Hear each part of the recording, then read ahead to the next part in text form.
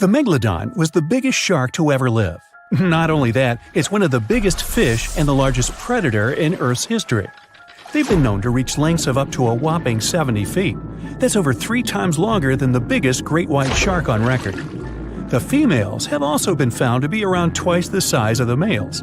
The Megalodon could swallow a small car without it even touching its teeth, if cars had been around then. Its teeth could grow to over 7 inches long. It looks like we're going to need a bigger boat, and best make it steel-plated, as this shark can easily gnaw its way through ships. The underwater terror could bite a ship clean in half, with the highest bite force ever calculated for any animal, living or extinct. The force of its ferocious bite was up to 40,000 pounds. That's around 108,000 times the strength of a human's and 10 times the force of a modern crocodile's bite. Its chomp is so strong that it makes the T-Rex's bite look about as powerful as my granny's after she's taken her dentures out. In fact, the Meg was so big and powerful that it had no natural predators. It was the uncrowned king of the seas, swimming freely from ocean to ocean. This cosmopolitan creature was found all over the world, from America to Europe and Australia to Japan, assuming there were countries back then. Meg fossils have been found on every continent except Antarctica. Everybody skips Antarctica. Science tells us that the Megalodon went extinct over 3.6 million years ago. But could they still be alive at the deepest depths of the ocean? Only around 80% of the ocean has been explored, and its deepest point, the Mariana Trench, is over 7 miles down. So who knows what's lurking at the bottom? If you did manage to make it down, it is unlikely that you'll run into a Meg, though. The sharks, like us, preferred warmer coastal waters. Deep ocean living would be too cold for the beasts, and food would be scarce. Their entire bodies would also have to evolve to avoid being squished by the enormous water pressure down there. It's unlikely they're still around, but not impossible. Some good news, if you do run into one, is that the shark is pretty unlikely to eat you. You are way too small a meal for the Megalodon, even if you have a couple of friends with you. This guy eats whales that are over 50 feet long. If you're having a beach party, though, it's a different story. In a beach full of swimmers, the shark very well might creep up, scooping several humans into its giant mouth without even chewing. But wait, let's rewind. How does the shark take down a 50-foot whale?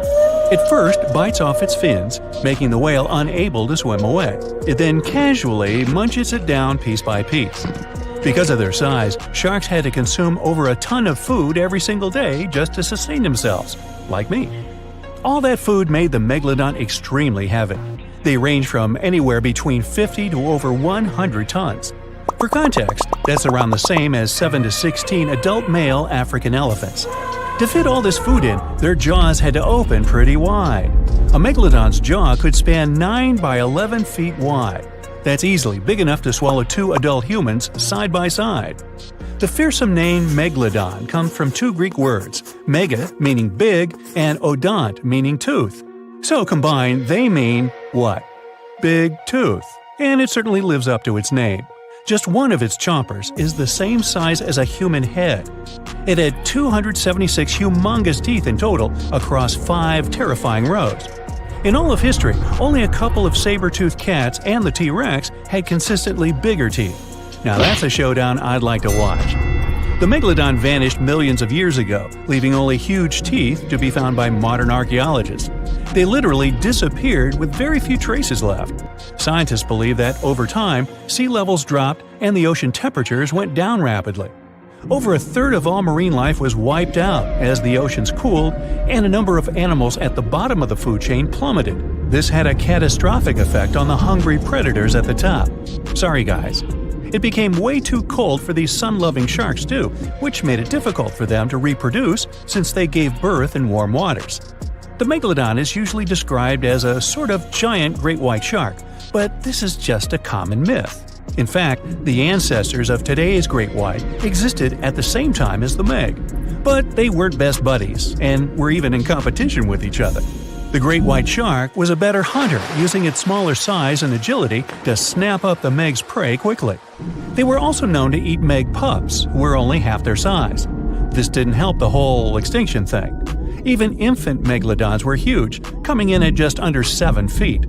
While a great white was no match for an adult Meg in a head-to-head fight, they sure weren't scared of stealing their food. This only left the bigger fish and whales for the Meg, but its food supplies began to run out as the whales swam to the cooler new seas. The whales adapted to prefer the colder temperatures, leaving our friend the Meg behind. The Megalodons either starved or were frozen into extinction by the Ice Age. Rather than a great white, the Megalodon is more like a modern bull shark. It had a short snout, flat lower jaw, and huge pectoral fins to support its massive weight and size. As scary as they are, these sharks were actually caring family guys. Several Megalodon nursery areas have been discovered in Florida, Maryland, and Panama. They gave birth to their young in shallow water environments. We know this from discovering loads of tiny Megalodon teeth found in these areas. Gee, I wonder if they had nannies too. But how come there are so many Megalodon teeth out there for us to analyze? Well, due to their messy, aggressive eating habits, sharks regularly lose their teeth. They lose a set of teeth every 1 to 2 weeks. That's 40,000 teeth in a lifetime. They must rake in a fortune from the tooth fairy. Because of this, their teeth were continuously raining down to the ocean floor. Luckily for us, they're also the hardest part of a shark skeleton, which is why so many teeth have survived and become fossilized. It's fair to say that the first discoveries of the Meg's teeth confused people. Early discoverers thought the Meg's teeth were petrified tongues of ancient serpent creatures. They even used to call them tongue stones. It's also a common myth that the Megalodon was around at the same time as the dinosaurs, although this would have been pretty cool. The dinosaurs were wiped out around 66 million years ago, but the Megalodons came much later. The oldest Meg fossil is only around 23 million years old, but it's tricky to pinpoint the exact date. After all, calendars weren't invented yet. They became extinct way before humans even evolved. The earliest Homo sapiens, which is a fancy name for the first humans, emerged about 2.5 million years ago. But what if the Megalodon shark didn't go extinct? Whale populations have dropped drastically since these guys were last around, so there'd be way fewer whales for them to chomp down on. Whales have also gotten a lot smarter and learned new defensive moves, making them way harder to take down. It's estimated that they ate around 12 tons of food each day. If they were still around and eating that much, they'd be forced to eat smaller fish, and there'd be barely enough big fish for us humans to survive on. The naughty Megalodons would also be able to track fishing boats and steal the fish that they worked hard to collect. It's safe to say we'd see a lot less fish in the aisles of your neighborhood supermarket. As our ocean temperatures are heating up again, the sharks would also thrive and reproduce faster than ever. There'd be more and more of these giant eating machines in the water, reducing our fish supply even more. It would also cause massive problems for cargo ships and cruising vessels. Imagine coming into contact with one of these bad boys while you're sunbathing on the deck. Even beachgoers would be hard hit. Megalodons give birth in shallow waters, so many of our favorite beaches would quickly become dangerous shark nursing grounds. Hey, where did that beach volleyball game go? They were playing just a moment ago.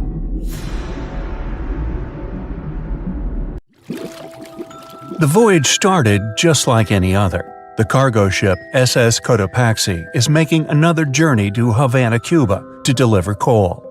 It's November 29, 1925. For Captain Meyer and his crew, leaving Charleston Port, South Carolina, it will be the last trip the ship ever makes. Its route ran through the Bermuda Triangle. 2 days into the trip, the Cotopaxi sent out a distress signal. It had got caught up in a strong tropical storm and turned over on its side. The wind was very strong and there was powerful lightning as well. Rain gradually filled the ship's hold.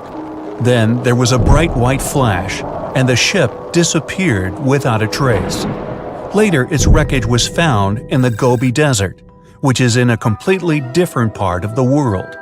All 32 crew members, including the captain, were missing. Of course, the part about the Gobi Desert is fictional. For one of his movies, Steven Spielberg came up with the idea that the ship was moved there by aliens. Still, in real life, the ship was never found, and its crew really did disappear. It was officially declared missing a month afterward, and nobody could find the wreck. It seems like a classic case of mysterious things going on in the Bermuda Triangle. But most mysteries are solved sooner or later. In 2020, the Cotopaxi was found. A man named Michael Barnett had moved to Florida to study shipwrecks off the coast. One wreck in particular really caught his attention. It was much larger than the others, and the locals called it the Bear Wreck. It was about 40 miles from St. Augustine in northern Florida, but no one had ever managed to identify the rusty hull. So Michael started to do some detective work. He measured the size of the shipwreck and started working through all the information he could find. He researched hundreds of old newspapers, leafed through insurance records, and looked at artifacts found on the wreck. After hundreds of hours of hard work, Michael was sure it was the Cotopaxi. But a few years before, there had been a rumor that the same ship had been found off the coast of Cuba. The Coast Guard found the wreck of a cargo ship about the same size that looked a lot like the one lost in 1925. Michael was sure they were wrong, so he teamed up with some science journalists and kept investigating. Soon they discovered something that seemed to confirm Michael's belief. Divers found brass valves with the letters SV on them in the wreckage of the ship. Michael suggested these initials referred to Scott Valve Manufacturing Company. The headquarters of this company was in Michigan, not far from where the Cotopaxi had been built. The company had probably supplied parts for the Cotopaxi. So the puzzle seemed to be solved. The Bear Wreck was really the missing cargo ship. But Michael still needed to work out why the ship had sunk. Did something mysterious really happen to the Cotopaxi in the Bermuda Triangle? Later, Michael found the testimony of the ship's carpenter among some old papers. The carpenter claimed that the hatches covering the coal on the ship had been in a terrible condition before it sank. Repair work on the covers wasn't finished before the crew got the order to sail to Cuba. So if the hatch covers were still broken during the trip, water could have easily gotten on board. This water probably flooded the hold during the tropical storm. This was the real reason why the Cotopaxi went down. There was really nothing mysterious about it. It was just a mistake made by ordinary people. But this is just one example out of dozens, or even hundreds, where ships and planes have gone missing in the Bermuda Triangle. We still can't explain some of these incidents. It seems like there really is something weird going on there. One of these strange events happened in 1948. A passenger jet was headed for Miami from San Juan, Puerto Rico. It disappeared in the same area as the Cotopaxi. The 32 people on board vanished without a trace.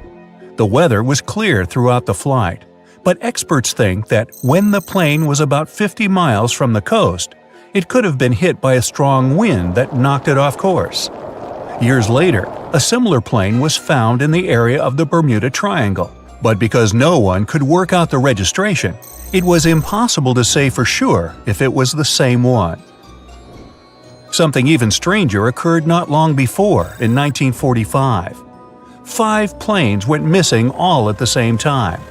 Some trainee pilots were practicing their navigation skills, but when they'd finished, it seems they couldn't find their way back home and disappeared. Many people assumed they just ran out of fuel. This seems likely, but still, the circumstances were really strange. The trainees were being supervised by an experienced pilot who had 2,500 hours of flight time. He would never have let a group of newbie pilots get that far away from their base. Even now, people still debate what could have happened. Some insist the pilots ran into something supernatural out there in the Bermuda Triangle. But who knows?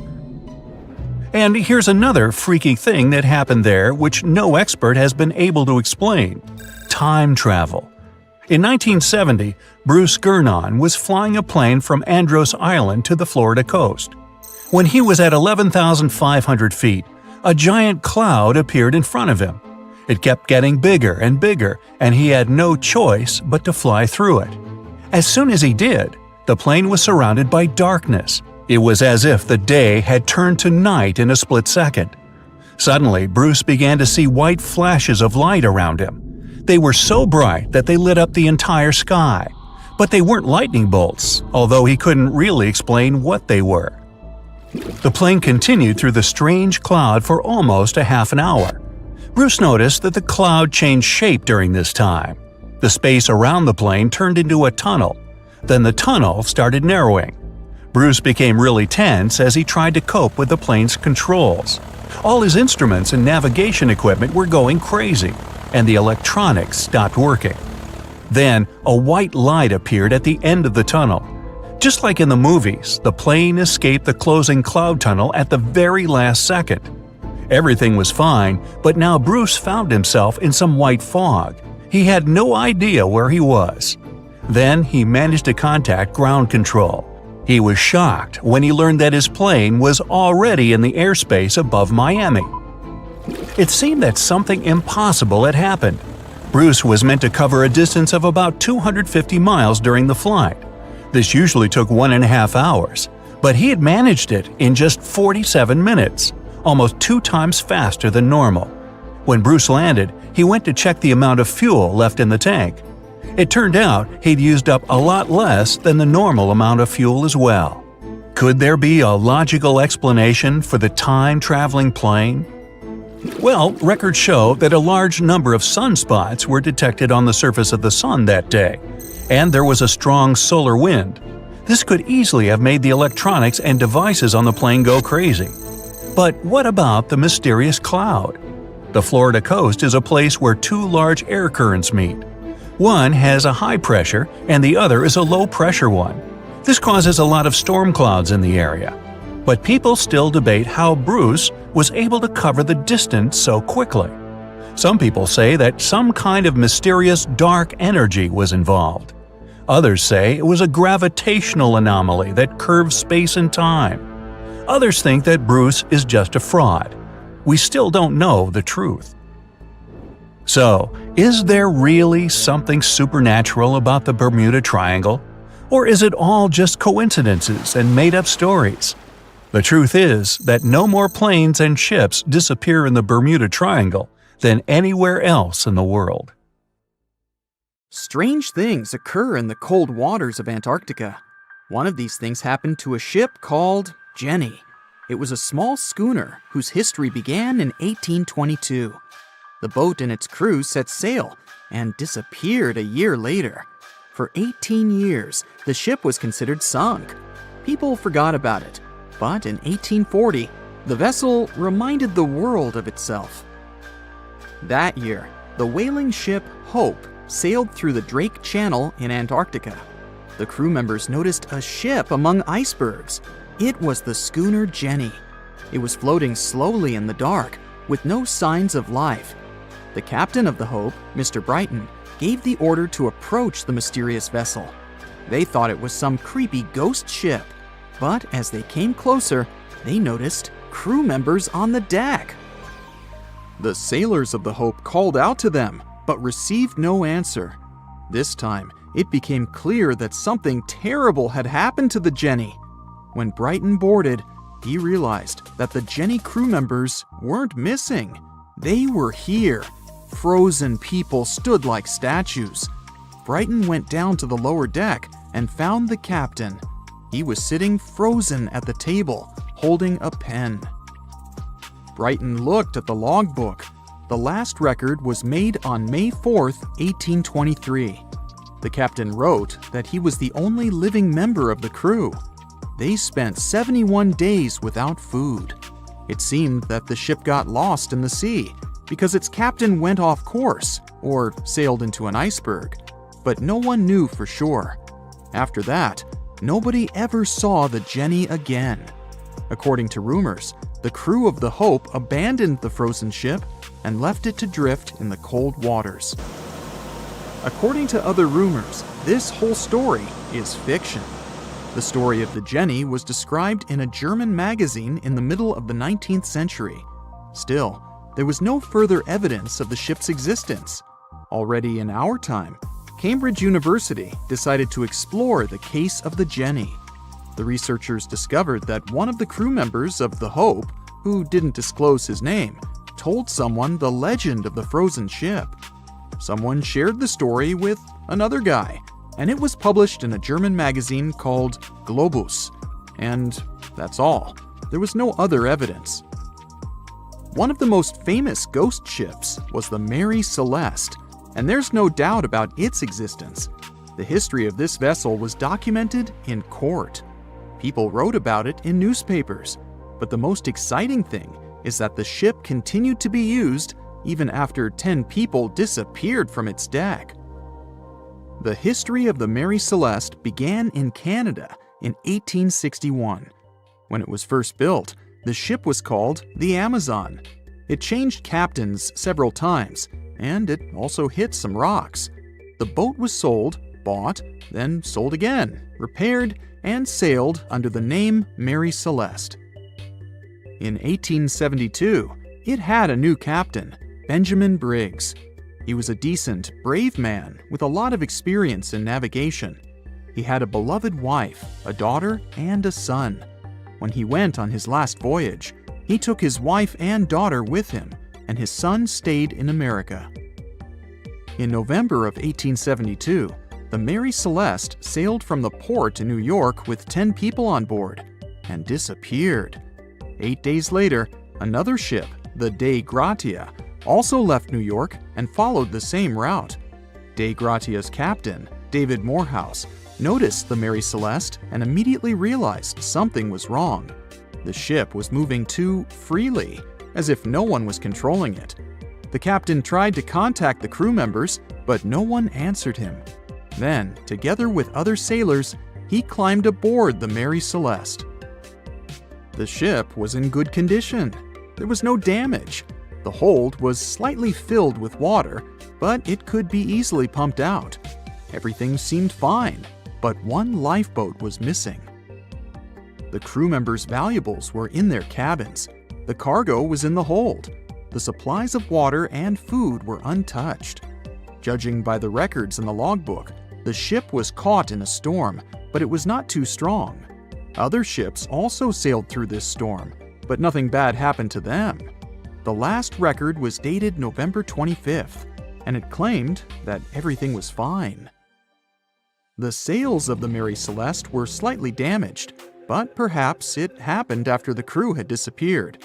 The whole ship was in excellent condition, but what made the people leave it? Part of the crew of the Dei Gratia stayed on board the Mary Celeste to bring it to dry land. Everything went well. They delivered the ship to the closest port. Next, the captain of the Dei Gratia appeared before the court and told about what had happened. However, the prosecutor and the judge didn't want to believe in the story of the Mary Celeste. They were sure the captain got rid of the ship's crew to get money for its cargo. According to the maritime laws of that time, if you found a ghost ship with valuable cargo, then a substantial part of this cargo belonged to you. So, many people thought that David Morehouse decided to earn some money. This version seemed to be more valid than the one about the mysterious disappearance of 10 people. Fortunately, no one accused the captain of committing a crime. They thanked him for his service and gave him a monetary reward. However, his reputation was damaged, which greatly affected his career, as many believed he attacked the crew of the Mary Celeste. But even after this terrible case, trial, and investigation, the story was not over. The Mary Celeste was still an expensive and efficient vessel. It sailed several times, but then one captain crashed it into the reefs to get insurance. The court revealed this deception and accused the captain of intentional property damage. The story of the Mary Celeste became famous all over the world. People began to build their theories, realistic and not. Someone believed the ship had sailed through the Bermuda Triangle, but this version was quickly refuted, as the route of the Mary Celeste passed thousands of miles away from the Bermuda region. Did the Kraken or another giant monster attack the ship? Nope. Since the boat was found in almost perfect condition, there were no signs of a struggle. One of the most popular versions was that the crew of the Mary Celeste stole some valuable cargo and sailed to Spain on the rescue boat. However, those who knew Captain Benjamin Briggs said he was a good, honest man. Besides, he had a son in New York, and Briggs would never leave him. A more thorough investigation revealed that a series of accidental circumstances could have caused the disappearance of the ship's crew. Before its last voyage, the vessel delivered coal. Perhaps the pump intended for pumping water got clogged with coal after that, and when the ship got into a storm, the hold filled with water and the pump broke. The captain couldn't understand the amount of water because numerous barrels in the cargo hold blocked the view. Benjamin Briggs assumed it was dangerous to stay on the ship during a storm, so he evacuated with the passengers on a lifeboat. Perhaps they were close to land and decided to sail there, but the storm intensified and overturned the boat.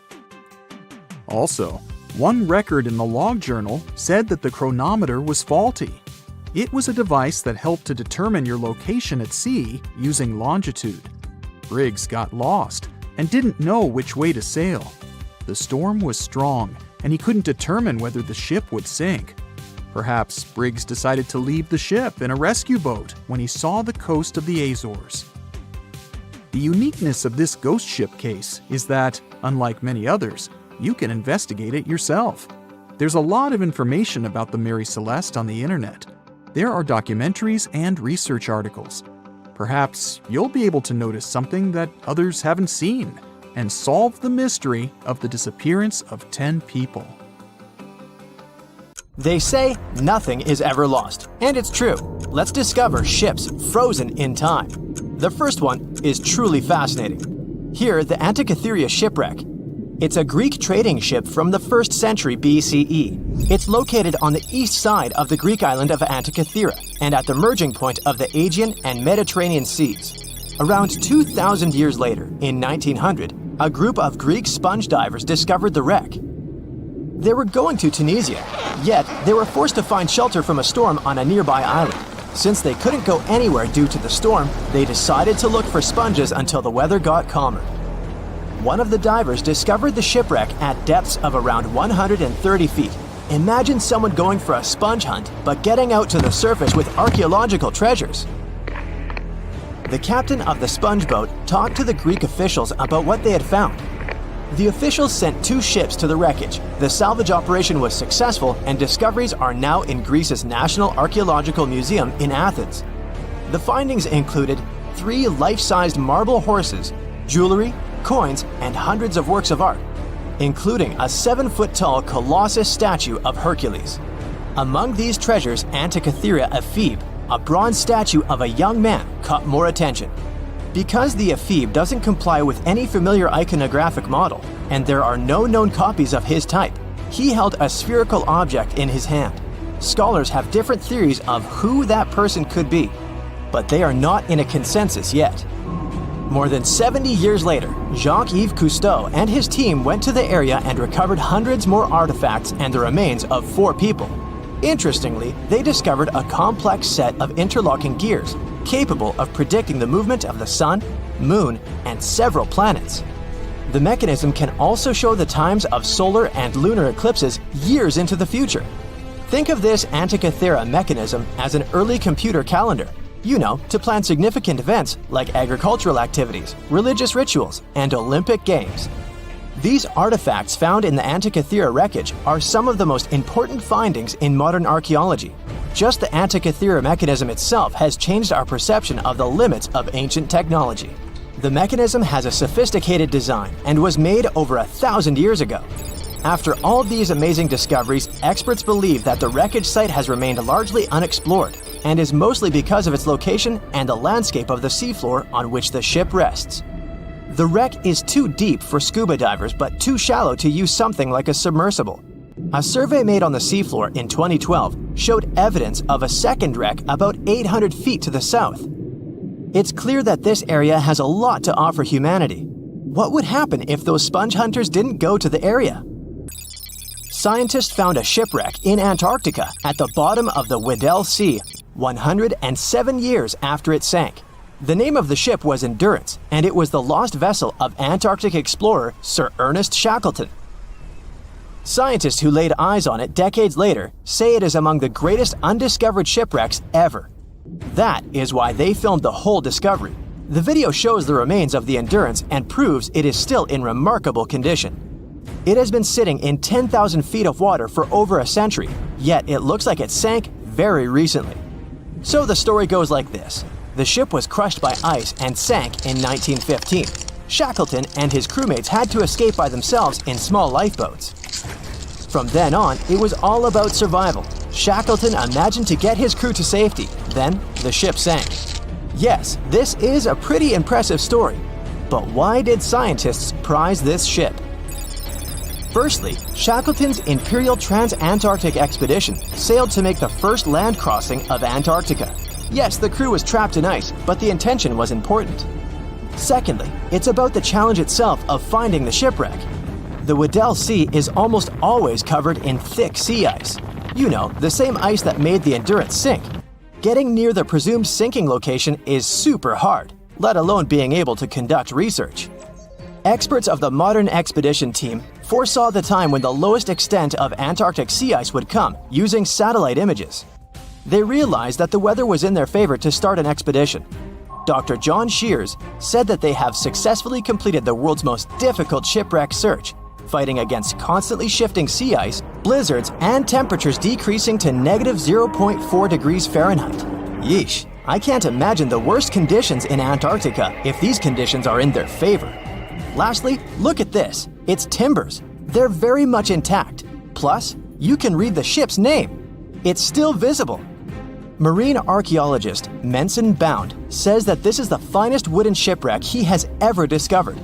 He has 50 years of career experience, so I believe the guy. So how come the wood is not rotten? Dr. Michelle Taylor, a deep-sea polar biologist, said that there has been little wood deterioration because the wood-munching animals are not in this forest-free region of Antarctica. Workers of a coal mine in East Serbia discovered 3 shipwrecks that had been there for at least 1,300 years. The largest shipwreck is an ancient Roman fleet. It's around 50 feet long with a flat bottom. It's estimated that the ship could carry a crew of 30 to 35 people. Looking at its hull, you can see the marks of repairs. Wow, this one had a lengthy career. You know, it gives us insight into more than 1,000 years ago. The 2 smaller vessels, on the other hand, match descriptions of boats used by Slavic groups to attack the Roman frontier. These 2 have been discovered under mud and clay in an ancient riverbed. Apparently, in those times, there was a Roman base in a place called Viminacium City. Interestingly, Viminacium was a provincial capital with an estimated 40,000 inhabitants in the 4th century CE. For comparison, it was even larger than Pompeii. The Kostelach coal mine is a center of hidden gems. Archaeologists had found evidence of ancient human and animal activity here before. For instance, in 2012, experts found bones of at least 5 woolly mammoths, which went extinct about 10,000 years ago. Canadian archaeologists found a ship 150 years after it went missing in the Canadian Arctic waters. This merchant ship is called HMS Investigator. It was purchased in 1848 to search for the explorer Sir John Franklin's ship that got lost in the Northwest Passage expedition. So, HMS Investigator left Britain in 1850 for this rescue operation. The expedition crew, captained by Robert McClure, sailed the Investigator into the water. He realized that he was in the final leg of the Northwest Passage, the sea route across North America. But before he could sail into the Beaufort Sea, the 122-ton ship itself got stuck in the thick ice. The crew spent the winter over the Prince of Wales Strait. The following summer, McClure tried again to sail to the end of the passage, but the ice blocked his way once more. Here, too, the crew was forced to leave the ship. He steered the crew into the Bay of Mercy. There, they were to remain until 1853 when the crew of the HMS Resolute rescued them. Imagine a crew of 60 people who had to spend 3 winters in the Arctic without even knowing if they would survive.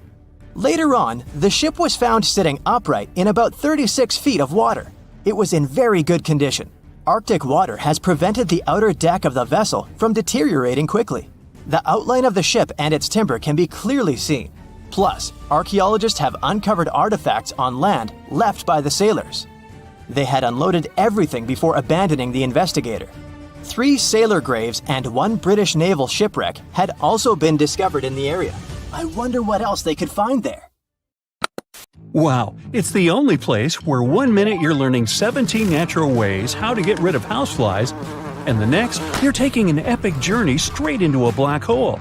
More than 10 billion with a B views in total. That's 47 billion minutes watched, or more than 70,000 years. That's all the way back to the Ice Age. No, I wasn't around then. 40,000 videos, hundreds of topics, and most importantly you, a whole 44 million of you. Our viewers. We could populate an entire country if we wanted to. We'd like to continue helping you learn and giving you useful skill improvement tips. Got a thirst for knowledge? We've prepared 4 masterclasses on creating a 2D character animation from scratch, 10 hours of video lessons, practical tasks using professional software, and additional materials that you can use with your own projects. Get the full course now and create your own animated masterpiece. Thick fog is rising over the ocean as the sun is slowly sinking towards the horizon. It's hard to see further away than a few dozen feet, but that's enough to notice a hulking, skeletal shape in the distance. As your ship approaches the figure, your heart beats faster, and then you make out the details of another vessel, abandoned by the looks of it. Ghost ships do exist, and their mysteries aren't always solved. Take MV Joyita, for example. It was a wooden vessel built in 1931 as a luxury yacht. It had served well to various people over 20 years before it was bought by a Samoan sailor and became a merchant ship. In 1955, though, Joyita's service came to an abrupt and mysterious end. On October 3rd, it set sail for another trading voyage that should have taken no more than 48 hours. Delays happen in the sea, so when Joyita didn't arrive on October 5th as scheduled, there was little worry yet. But then it failed to come on the following day too. There was no distress signal or any other sign of Joyita's presence anywhere between its departure and arrival points. A search and rescue party was dispatched to find the ship, and for 6 days, they were scouting the area of nearly 100,000 square miles. On October 12th, the mission returned to the base empty-handed. Joyita vanished without a trace. It was only a month later that another merchant ship, Tuvalu, noticed the missing vessel far away from its route, drifting in the open sea and listing heavily. The sailors boarded the ship and found that all of its crew and passengers, 25 people total, were missing, along with all the cargo the vessel had been carrying. The radio was tuned to the International Distress Channel, meaning that the crew had been trying to ask for help, but they couldn't reach anyone because the radio cable had been damaged, limiting the range to 2 miles. The lifeboats were missing as well, indicating that people on board must have left the ship. Unfortunately, they seem to have taken the logbook with them, leaving the rescue team clueless as to what had happened. Even today, the mystery of MV Joyita hasn't been solved yet. No one knows where the crew and passengers had gone and what had caused them to leave. SV Carroll A Deering wasn't a ghost ship in the usual sense of the word. There were no sightings of it in the open sea. Instead, it was found on the shore, but the circumstances of it running aground are a puzzle shrouded in mystery. Carroll A Deering was built in 1919 in Maine, and it was a large vessel made for commercial voyages.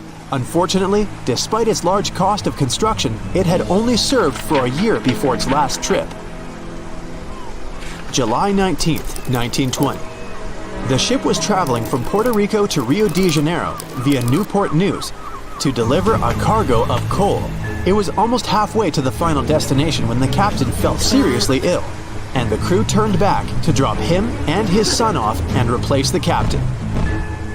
The voyage went without incident, but when it came to Barbados in December to resupply, there were strange moods among the crew. The first mate didn't seem to be happy with the new captain. No one paid much attention to it back then, when they probably should have. The last sighting of Carroll A. Deering at sea was on January 28, 1921, when a lightship noticed it off the coast of North Carolina. There was some commotion on the quarterdeck of the ship, where the crew were normally not allowed. Then, another vessel sighted it, but there was already no one on the decks.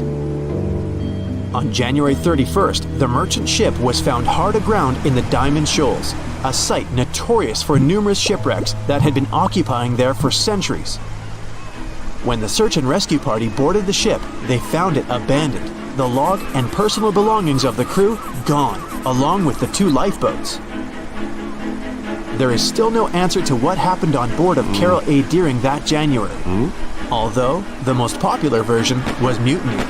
Maybe we'll never find out the truth though. SS Baychimo is perhaps one of the most notable ghost ships in history. This large cargo steamer was built in 1914 in Sweden and plodded its way dutifully over 16 years, trading provisions for pelts with native tribes of Alaska and Canada. But then, on October 1st, 1931, Baychimo got caught in pack ice. At first, it seemed the crew would be able to wait it out and continue on their route because the ship broke free in a couple of days. But in less than a week, it became caught again, this time for good. In another week, a rescue party was sent to fetch 22 of the Baychimo's crew, while another 15 remained behind to wait through the winter if necessary and get the ship back. But a month later, after a powerful blizzard struck their camp, the sailors went out of their shelters only to find the ship gone. Luckily, a few days later, a native hunter told that Baychimo hadn't been lost yet. He'd seen it about 45 miles from where they had been stationed. They managed to track it down, but decided the ship wouldn't survive the winter. So they took the most valuable cargo from its hold and abandoned it. They were wrong though. SS Baychimo did survive that winter, and many more that followed. When the ice broke, it sailed away on its own, drifting listlessly along the shores of Canada and Alaska.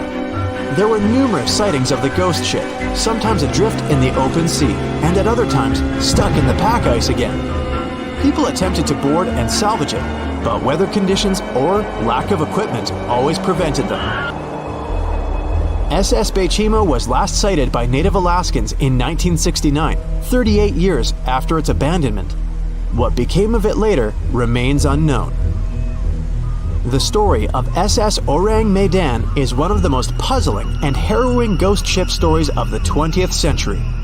No one even knows for sure if the ship even existed in the first place. It wasn't recorded in Lloyd's Shipping, the International Register of Ships, which makes it either a tall tale or a vessel that avoided being officially recognized for some shady reasons.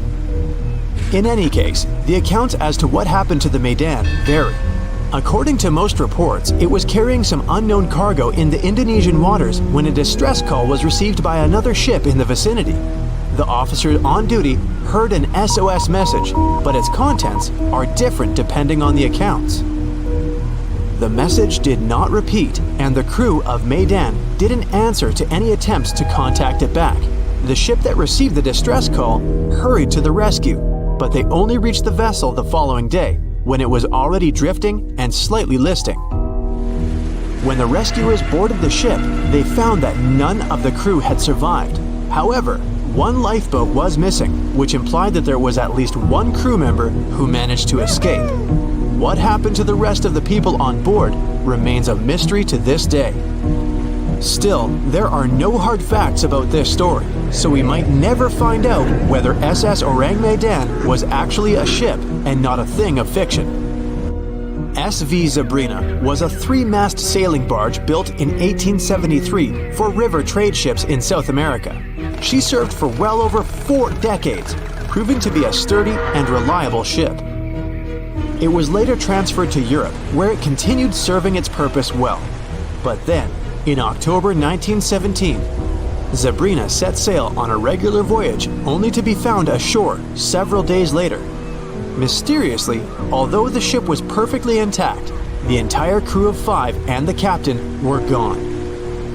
There is no direct evidence or hard facts as to what really happened that day.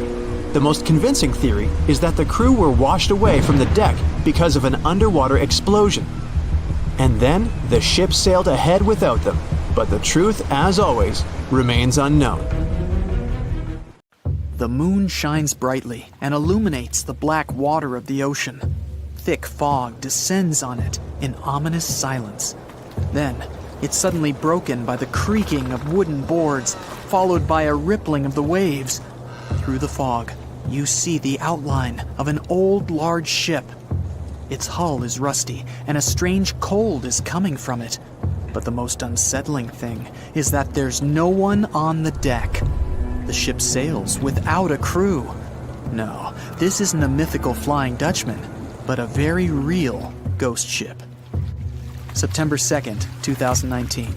The British Royal Navy's ice patrol ship, called the HMS Protector, sails through the calm waters of the Atlantic Ocean. The time is 11 p.m. Some of the ship's crew are on deck, while others are sleeping in their cabins. The captain steers the ship and looks straight at the horizon. The sky is lit up by an orange twilight, and clouds float in the distance. Suddenly, against this beautiful landscape, one of the sailors notices the black silhouette of an unknown ship. The captain slows down and steers the ship a little closer to the mysterious vessel. This is an old cargo ship, 250 feet long. Attempts to contact the crew members lead to nothing. It seems the unknown boat is floating in the ocean by itself. There's no one on board, at least, no one alive. The deck of the ship creaks from rocking on the waves. The sun sinks below the horizon, and it gets dark. The ship looks terrifying. British sailors don't dare to climb on that strange deck. They take a photo, post it on the internet, and sail away. Many people on the internet will assume the sailors met a real ghost ship. 5 months later, we're in the village of Ballycotton in County Cork, Ireland. A local leaves the house early in the morning to go for a daily run.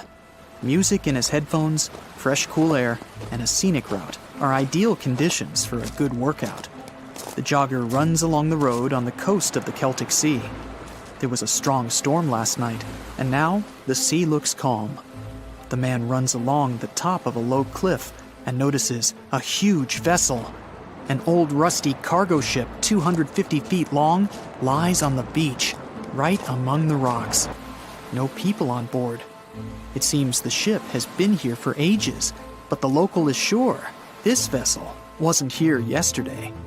A little later, it turns out this is the same ship that the sailors from the HMS Protector saw 5 months ago, thousands of miles from this place. The cargo ship, called the Alta, was built in 1976. Nobody knows who used it all this time and for what purposes. It's only known that in 2017, the ship was purchased by a new owner and marked with the flag of Tanzania. It's important to say that almost all cargo ships are equipped with AIS, Automatic Identification System, which is needed to track ship movements in the ocean. Since 2015, something strange started happening with the Alta's AIS. The ship disappeared from the satellites, then reappeared again. Over the past few years, this ship had changed several names and flags. It's not surprising that its AIS shut off and turned on numerous times. It's said that some of those who disable AIS on their ships do so to hide outlaw activities. The ship's captain, whoever it was, clearly didn't want to show the Alta's movements. As AIS showed in 2017, the ship had sailed near Greek port cities. The Alta made 12 stops in 3 such cities in different parts of Greece. Then, the AIS signal disappeared, and 10 months later, the Alta reappeared near the northern coast of Africa, 1,200 miles from Greece. In September of 2018, the ship was sailing about 1,400 miles southeast of Bermuda, and at that time, the crew members started having problems. There were 10 people on board the Alta. On September 19th, the ship's engine failed right in the middle of the Atlantic Ocean. The nearest shore was very far away. The ship began to drift. As days passed, the crew couldn't fix the vessel. Food supplies were running low. The crew started to panic and tried to contact someone. The situation got worse as a strong hurricane was approaching the place where the ship broke down. Crew members contacted the U.S. Coast Guard. On October 2nd, a helicopter headed towards the ship. Food and water were unloaded on the Alta. This was enough for the crew to bide their time for several days. About a week later, a rescue boat sailed about 1,500 miles to reach the Alta and help the stranded sailors.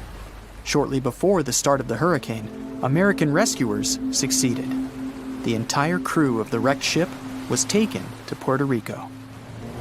The Alta remained drifting in the ocean. After a while, another ship arrived to tow it to the coast of Guyana. Then, something went wrong, again. the ship was hijacked. Who did it and why remains a mystery to this day. But then, for some unknown reason, the thieves decided to abandon the ship and left it to drift in the ocean. For almost a year, the ship's location couldn't be tracked. Then, in September 2019, the vessel was found by the British Royal Navy. How the Alta was able to cover the distance across the Atlantic and wash up on the coast of Ireland is unknown. An investigation has been launched in Ireland. It's necessary to identify the owner of the vessel and find a responsible person to take on the task of towing it. But no one has since been found. Once, an unknown person called the Irish authorities and introduced themselves as the owner of the ship, but didn't provide any evidence. Several barrels of oil were found on board the Alta. To dismantle the ship, the Irish authorities will need to spend about 10 million euros. Local residents are annoyed by the wreck too. Corroding metal is bad for the environment, and kids have already snuck on board and posted a video on the internet from inside the abandoned ship. The further fate of the Alta remains unresolved. It's still lying there. That ship sailed in the ocean for just 2 years. Now imagine if some other managed to drift for 38. In all that time, no one could catch this ship, and people still seek it. That vessel is called the SS Baychimo. It was a merchant ship owned by a Canadian trading company. In 1931, the ship got stuck in ice off the coast of Alaska. A strong snowstorm began. The team waited a week for it to end, but the storm only intensified. One day, the weather improved a bit, and part of the team was evacuated to the nearest city. Another part of the crew, with the captain, set up camp near the ship. The storm started again and didn't stop for a long time. The blizzard was so heavy that the ship's captain couldn't see beyond his arm's reach. Finally, when the storm was over, the captain saw that the ship simply vanished. He decided the Baychimo sank during the storm. A week later, the ship was found, drifting near the place where it was lost. The hull of the ship was damaged so badly that it was unsafe to sail on it. The captain decided to abandon the ship. However, it didn't sink. For the next 38 years, it was drifting at various points along the Alaskan coast.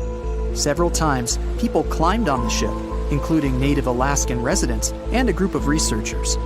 Attempts to save the vessel from the sea ended in failure. The salvage operations were hampered by drifting ice and bad weather. The last time it was seen was in 1969. The ship was frozen and blocked by the ice. In 2006, the government created a special project to find the Baychimo. However, in all these years, the ship still hasn't been found. Its fate is unknown. It's likely that the ship has finally found peace and is now lying on the seabed of the Chukchi Sea. There's a ship drifting somewhere in the ocean without a crew. The last time someone saw it was over 50 years ago.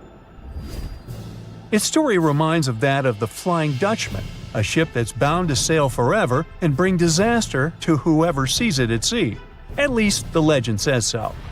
Unlike the Flying Dutchman, the SS Baychimo was definitely real and built for a German company in Hamburg and began as an ordinary cargo ship. It was trading supplies between Hamburg and Sweden in the Baltic Sea starting from 1914. It had a strong steam engine and a hull made of steel. A few years later, it became British property. Then, in the 1920s, a Canadian company purchased it for around $18,000, a huge amount of money back then. The new owner, the Hudson's Bay Company, was actively using the ship for several years. They would often send it on voyages from its home port in Scotland to Siberia, Alaska, the Yukon, and the Northwest Territories. It also passed through the Panama Canal and even the Suez Canal, with fur pelts for sale on board. Sometimes it would also transport passengers. It had completed 9 successful voyages before this strip of good luck came to an end. Starting from the 1930s, SS Baychimo would have trouble with ice and storms. When it first got trapped in ice in October of 1931, Some of the crew managed to escape to Alaska. 15 of 22 sailors decided to stay with their vessel and try to save it. They had furs and other valuable cargo worth around $58,000 aboard. The company sent them supplies to survive the winter. They set camp near the ship out of the hatches, tarpaulins, and other materials, and offloaded the cargo. At the end of November, a blizzard rushed through the area, and it seemed like it had taken the ship with it. The ice platform had survived, but the ship broke free. Some of the crew members were sure it had sunk. But soon after, they heard from one of the locals who had spotted their ship around 45 miles away from their camp. The crew moved on with their lives, and the ship started its journey as a runaway vessel. People would spot SS Baychimo once a year or so, all the way until 1965. It was mostly spotted off the coast of Alaska. A man going to Nome with his sled dog, along with prospectors, explorers, and treasure hunters, all claimed to have seen SS Baychimo. Someone tried to board it and take it to port, but ended up stranded on it for days because of horrible weather. Others got luckier and managed to take a whaleboat, some furniture, and other valuables from the vessel. Those who got close to the ship saw that it was damaged and missing the propeller. Still, it stayed afloat without a crew for at least 38 years and became the longest sailing ghost ship in history. In 2006, the Alaskan authorities started a project to solve the mystery of this ghost ship of the Arctic and finally find SS Baychimo, either still above or below the water. So far, the project has not been a success. SS Baychimo remains one of the estimated 4,000 ships that have disappeared off Alaskan shores.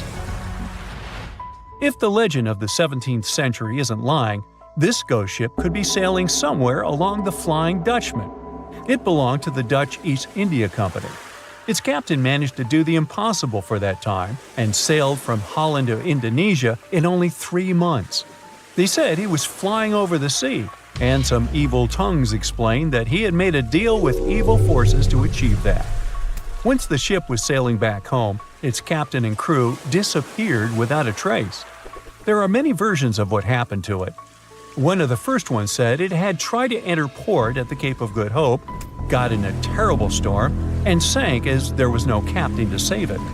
Another legend says the captain had refused to obey the skies to let the ship sink during the storm. A scary life form then struck the boat and the crew, and it was condemned to forever wander without rest. Many sailors claim to have spotted the wandering Dutchman. The Duke of York, who was to become King of England, mentioned having seen it in Australian waters. Right after spotting the ship, the man who saw it first fell from the top of the mast and didn't survive. There were more encounters with this legendary ship up to the middle of the 20th century. Ships would nearly collide with it as the Flying Dutchman jumped out of the blue. Scientists have a more logical explanation for this mystery: Fata Morgana, not to be confused with Hakuna Matata. Now, when you're out at sea on a hot day and the air is all wavy, it feels like when you look at the road on a scorching summer day. That's because of something called atmospheric refraction. When light passes through different layers of air with different temperatures and densities, it bends and twists. Sometimes, under certain conditions, this bending of light can create really bizarre optical illusions over the ocean, like sightings of the Flying Dutchman. The Fata Morgana phenomenon can make distant objects appear distorted, stretched, or even lifted above the horizon. So you can see a ship far away, but because of the way the light is bending, it will look like it's floating above the water or even disappearing and reappearing. A Fata Morgana is most commonly seen in polar regions, especially over large sheets of ice that have a uniform low temperature. But you can see it anywhere, even in deserts and over lakes on hot days. The first stories about ghost ships go all the way back to ancient Greek and Roman mythology. One of the most famous ghost ships in history is the Mary Celeste. This brigantine was traveling from New York City to Genoa and was fully stocked with provisions, but missing a crew when it was discovered in the Atlantic Ocean in 1872. The crew's personal belongings were also there, completely undisturbed. The final entry in their log was made 10 days earlier. We still don't know what happened to its crew, and the ship has inspired many spooky stories and legends. The Lady Lovibond was another legendary schooner that is believed to have been wrecked off the coast of Kent in the middle of the 18th century.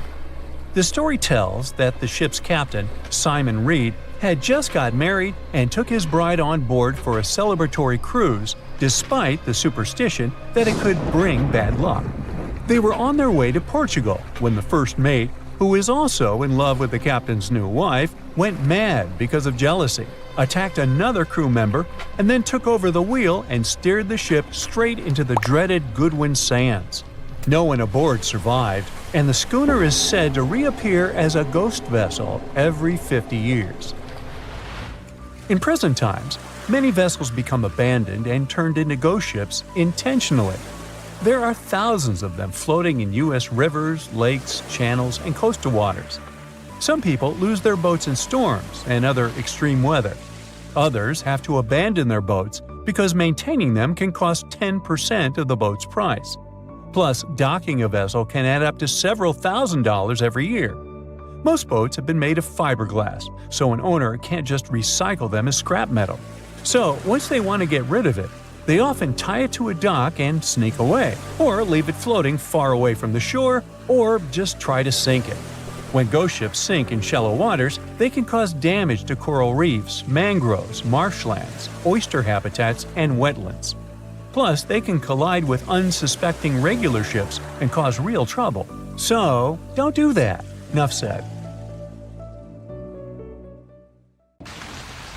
No matter what happens, don't stop! We almost got it! Two treasure seekers are digging frozen ground in a cornfield at night.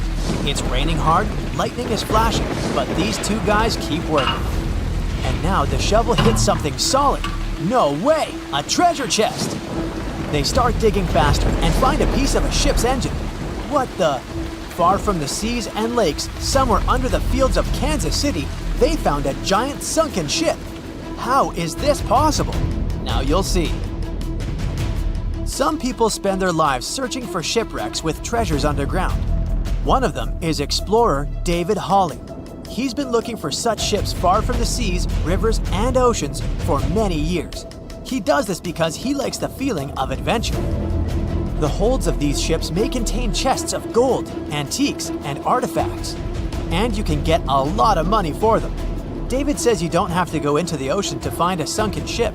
They may be lying in your backyard. But why do ships end up buried underground among fields, farms, and plains?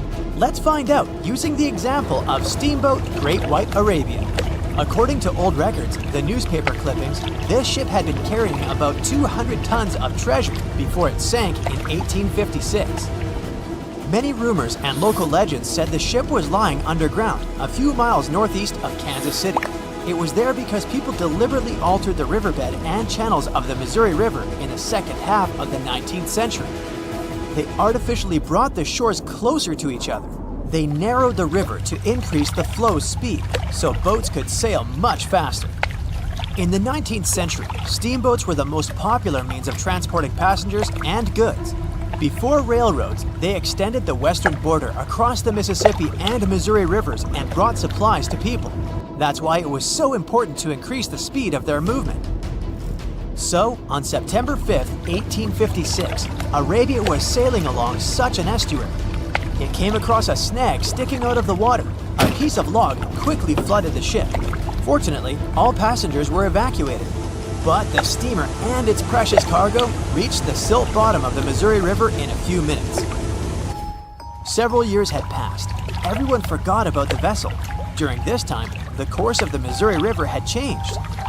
But Arabia remained under the wet, muddy bottom. The soil level above it was getting higher, and the ground was losing moisture. Eventually, many decades later, a cornfield formed above the sunken ship. In the 1980s, one farmer owned this area, and he had no idea what was hidden in his territory. David Hawley carefully studied the history of the sunken ships of the USA. He knew that hundreds of steamers had gone underwater all over Missouri, but most of all, he was interested in Arabia, as there were rumors that it was filled with gold and other valuable things. The territory of cornfields in Kansas was vast, but David Hawley knew how to search properly. In 1987, he started working. First, together with his brother and father, they collected all the clippings from old newspapers they could find. They were looking not only for information about the steamer, but also for maps of the Missouri River. They tracked its historical changes, checked the dates, and identified a large area where the steamer sank. Next, they used electromagnetic testing and other geological stuff to study the soil and find the right place. They searched for differences in ground moisture and density. Then, they went through the territory with powerful metal detectors. And so, by the fall of 1988, they had determined the location of the steamer. Arabia was the size of a football field. This gigantic vessel lay 45 feet underground, 4 stories down. But before they started excavating, they had to ask the owner of the cornfield for permission. For the farmer, this news was a big surprise. He agreed on the condition that the excavations would be completed by spring so that he could sow a new crop. Digging a giant ship in winter is much more difficult and expensive than at other times. It includes additional equipment, electricity, and heating costs. The team worked day and night. They financed the excavations out of their own pocket. Each invested more than $10,000 and took out a bank loan. Finally, they noticed the first details of the ship. The shovels hit the huge engine boilers and the deck. The goal had been achieved. Most of the cargo lying inside the sunken ships is covered with rust, shells, mud, and is badly damaged. The contents of Arabia were in excellent condition, considering that the ship had sunk 130 years prior. Unfortunately, they didn't find the chests of gold. Still, they got several tons of other valuable cargo, household items of people who lived in the middle of the 19th century. It was a time capsule. The ship was carrying supplies for hundreds and thousands of people, and all these things were perfectly preserved. For example, they could clearly see the brand stamp Goodyear Rubber Company on one rubber shoe. The longer the excavations continued, the more things David and his team found. In the barrels, they found plates from the 19th century. They were intact and usable. Also, there were clean clothes, thousands of pairs of shoes, harpoons, frying pans, and umbrellas. The ship was carrying cargo to supply about 16 small towns. Yes, it's not gold, but such artifacts are also precious. The contents of the ship could be worth millions. However, the crew wasn't going to sell these things. They made a museum on the site of a former fruit market in Kansas City. If you go there, you will immediately feel like you're in a department store of the 19th century. There are thousands of items in good condition. Even the matches here are dry enough to light up. It took David many years to present the entire collection from the steamship. He values each of the items and doesn't want to sell them. Anyone can come here, pay for a ticket, and find themselves in the past. Who knows, maybe there's an old ship hidden in your backyard too. Geologists found an older vessel in the hot desert of Namibia in 2008. This ship sailed back in the days when pirates scared sailors on the seas, and now it's inside a dried-up lagoon. The ship sailed from Lisbon in 1533 and disappeared with the crew near a small diamond mining town. After almost 500 years, the hull had been badly damaged. Only the carcass of the ship remained, but the treasure hidden inside the vessel stayed intact. They carefully studied the boat for a long time, trying not to ruin anything. And then, 5 days later, they found a big old chest in the hold. Carefully opening it, they found gold coins there. Thus, the cost of the ship was estimated at about $10 million. The exact cause of the shipwreck is unknown, but experts believe the ship was destroyed by heavy cargo and bad weather. It went to the bottom of a lagoon that later became a desert. Some find an airplane in their backyard, others discover a ship, and one man found a passage to an ancient secret city in his house. This happened in Turkey in 1963. The owners of the building decided to make repairs. He went to his basement and knocked down the wall to turn this place into a living room. And so, behind one wall, he found a tunnel leading underground. The man thought it was some kind of a secret chamber. He went down there and realized it was something much more than that. It was an ancient city 18 floors deep. People built it in the years 780 to 1180 as a refuge from weather disasters and the invasion of enemies. This place also includes many underground tunnels that stretch for several miles in different directions. People could get to the town from different points using secret passages leading to these roads. The city can accommodate about 20,000 residents, livestock, and tons of food supplies. Archaeologists have also found a chapel, schools, stables, and public kitchens there. It's 2018. You get up early in the morning to go ashore and catch some fish. You come to the spot you were yesterday, throw the hook into the sea, and wait. The float is twitching. You've caught some fish, but hey, hello? Why aren't you doing anything? Right now, you don't care about the fish. You're looking at something in the distance. You open your mouth in surprise since you see a huge ship stuck on a shoal. It wasn't here yesterday, so it got here at night. Okay, it'll probably sail away sooner or later. You fish for a few more hours. During this time, you observe the ship and notice no movement there. Is it empty? Boats and the coastal service are sailing from the shore to the vessel. You decide to check it out too. You get in your old boat and go there. The mist descends to the water, making the ship look creepy. The colossal vessel is rusty and empty. But where is the whole crew? And how did it get there? The Coast Guard comes on board. They search the hold, the cabins, and the upper deck. There's someone's stuff, some remnants of food supplies, notebooks, and clothes. Everything suggests the crew has disappeared for some reason. Fishers who noticed the vessel first didn't see anyone coming down from the board. No radio signals were sent to the port, and no one reported about the ship. It appeared here from nowhere. The only chance to get any information is to look at the number and name of the vessel. This is Sam Ratulangi, PB 1600.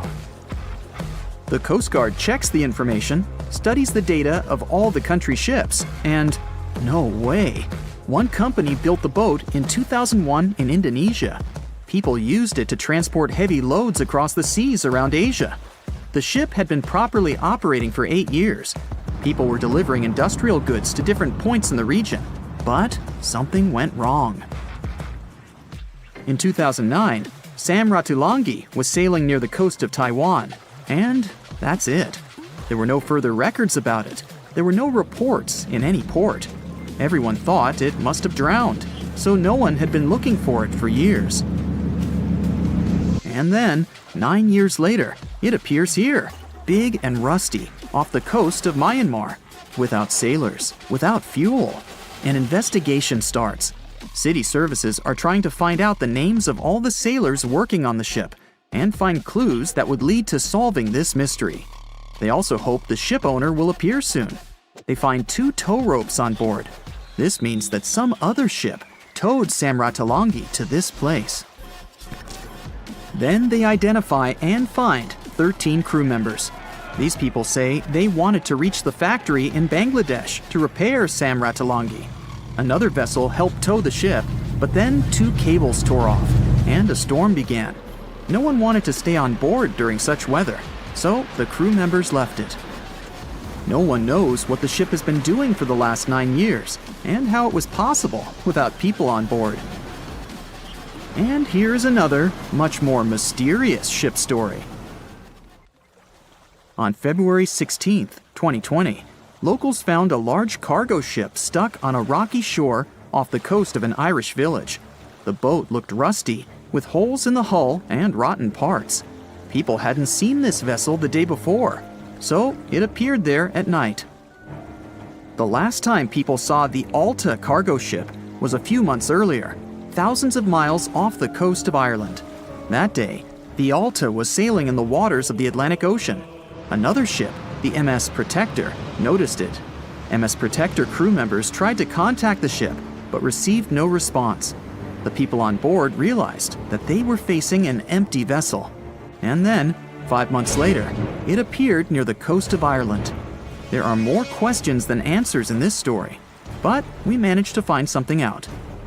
In 2015, the Alta appeared and disappeared from the radar several times. Any ship has an internal tracking system so people can track its route using satellites. But Alta crew members often disabled this system. Perhaps they were engaged in some illegal activity.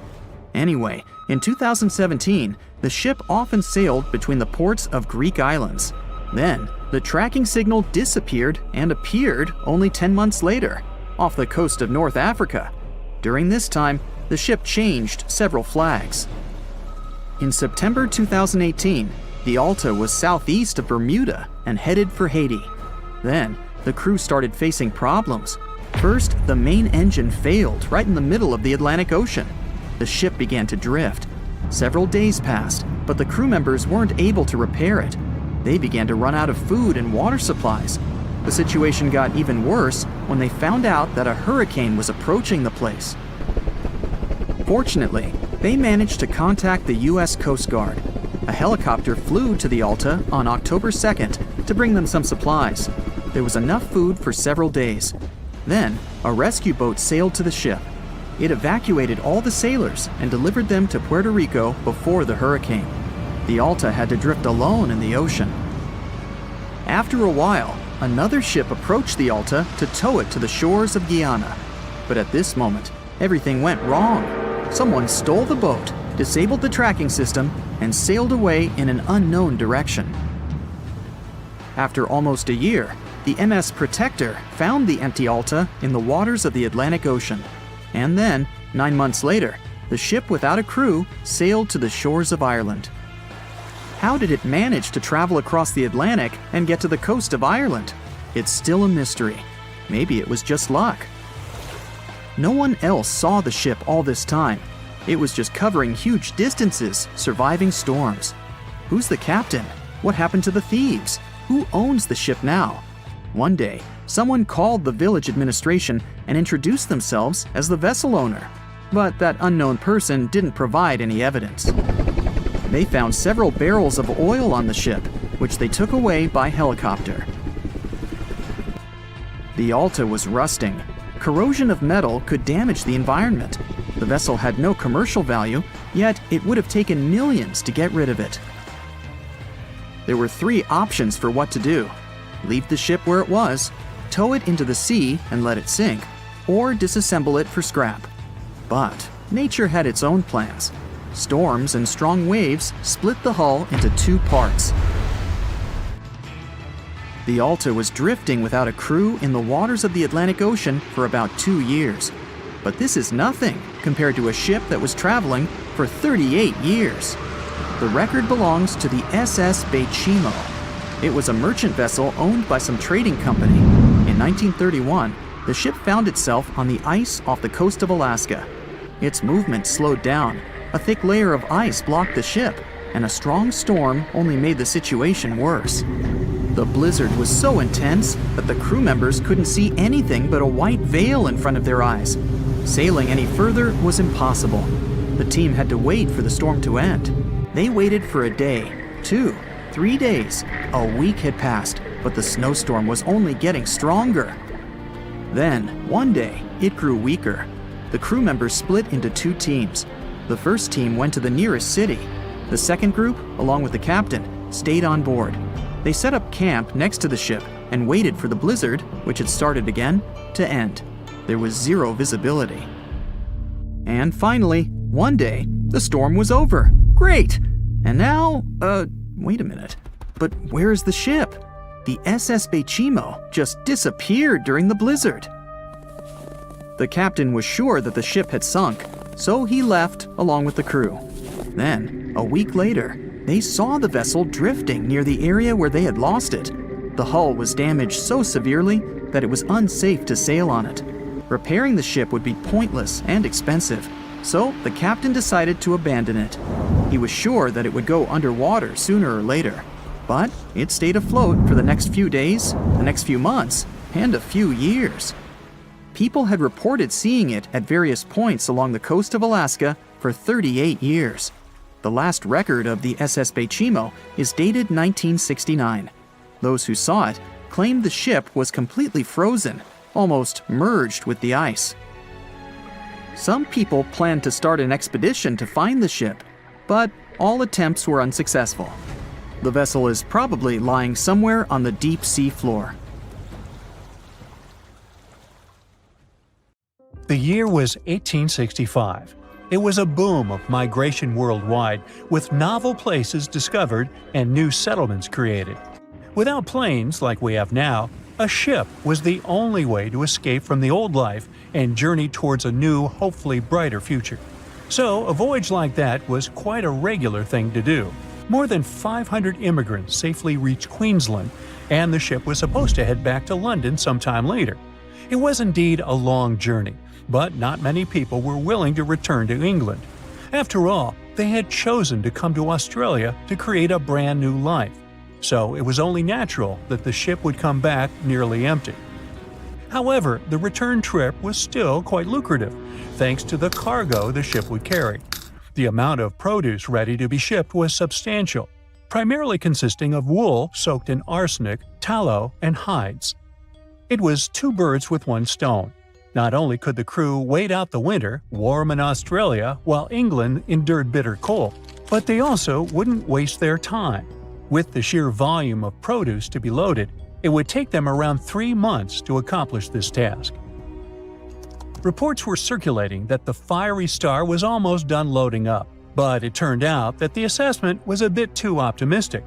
To pass the time, Captain Ewell thought it would be a good idea to reach out to the Acclimatization Society and offer to help transport any animals they wanted to send to England on the Fiery Star. He already had some emus and kangaroos on board, but there was still room. The society held a vote, and they were totally on board, pun intended, with Captain Ewell's idea. They figured sending some taligalas would be a great plan. Even though a few of these birds were already in England, the French Society needed a couple, and they could get them shipped there through England. Little did the crew know that all this cargo, all the produce they were willing to sell in England, would ultimately lead to the ship's destruction. Not only was the Fiery Star lost, but most of the people on board did not survive to complete the voyage. March 23rd. That was the day when the ship manifest was finally published. A manifest is a list that details the cargo, passengers, and crew of a ship, plane, or vehicle, primarily for customs officials. This document helps those involved in the transport verify that everyone and everything that was loaded is still on board when the vehicle reaches its destination. Once it's published, it means the ship is almost ready to depart. There were 3 possible ways of passenger accommodation.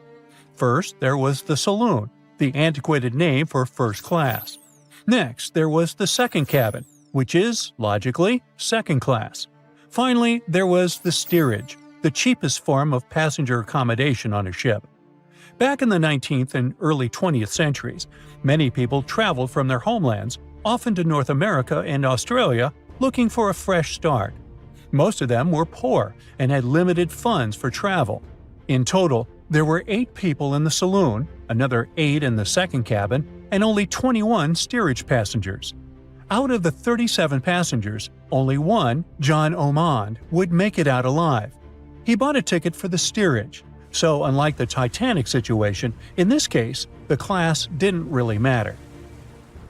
The crew members list wasn't as detailed as the passengers. It was known that, in total, there were around 55 people in the crew, from able-bodied seamen to crew members simply called boys. But there's something telling me that the crew wasn't really that important for the captain. In reality, all that mattered to him was to make as much money as possible, shipping tons of dangerous, flammable cargo. Out of over 50 crew members, only 17 survived that voyage.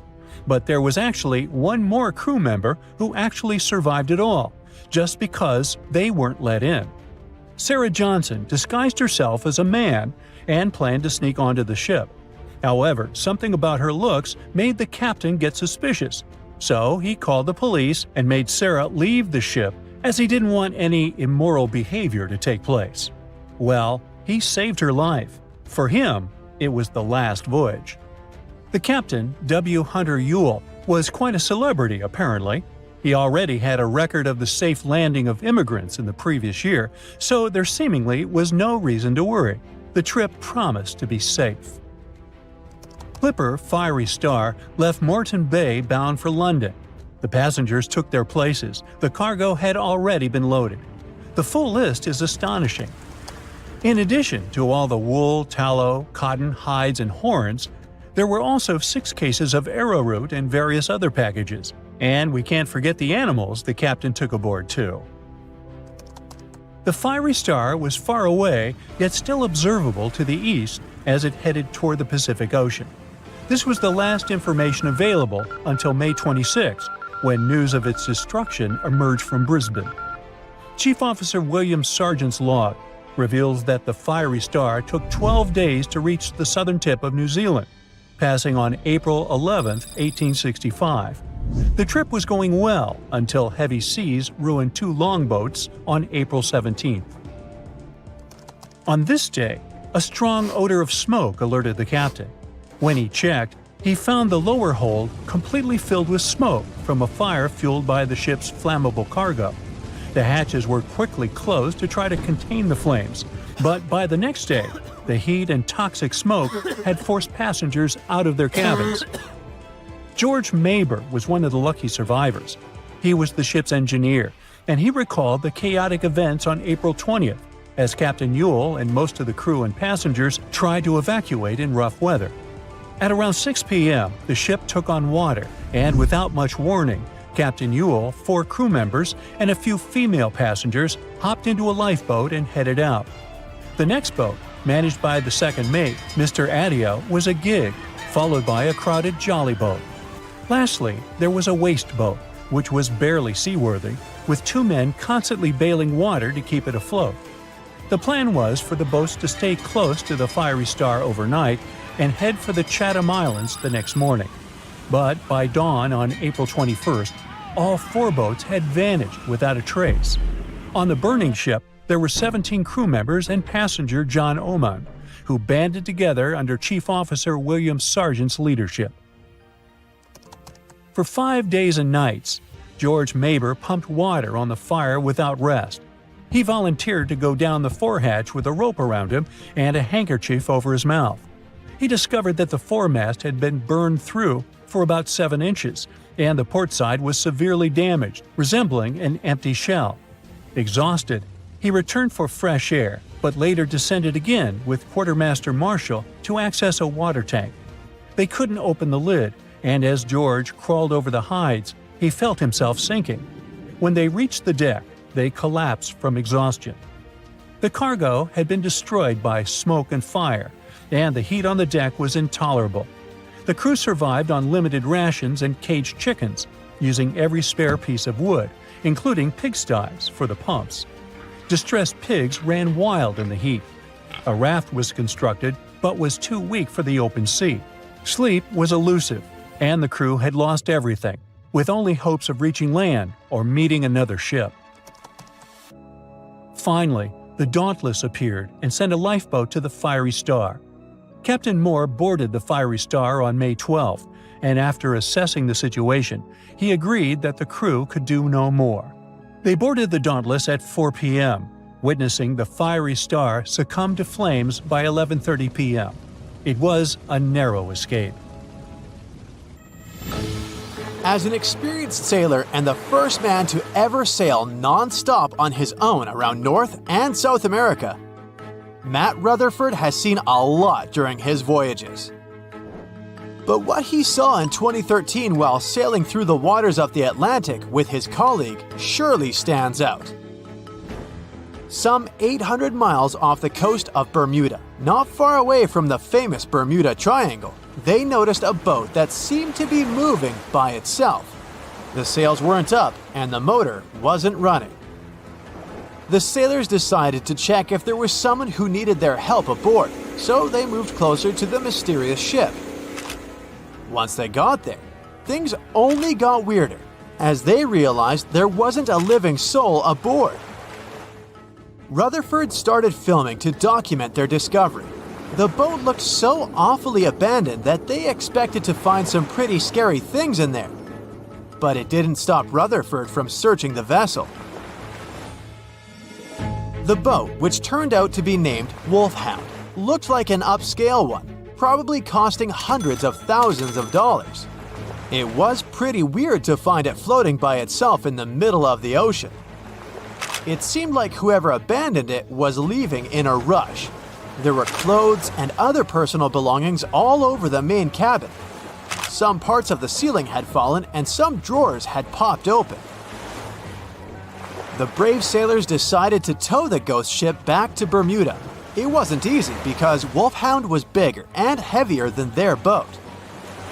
After days at sea, the crew was running low on fuel and asked a passing freighter to stop and give them some gas. They kept pulling Wolfhound until the tow line got wrapped around the rudder and they realized they could get stranded in the Bermuda Triangle. So they had to abandon the ship.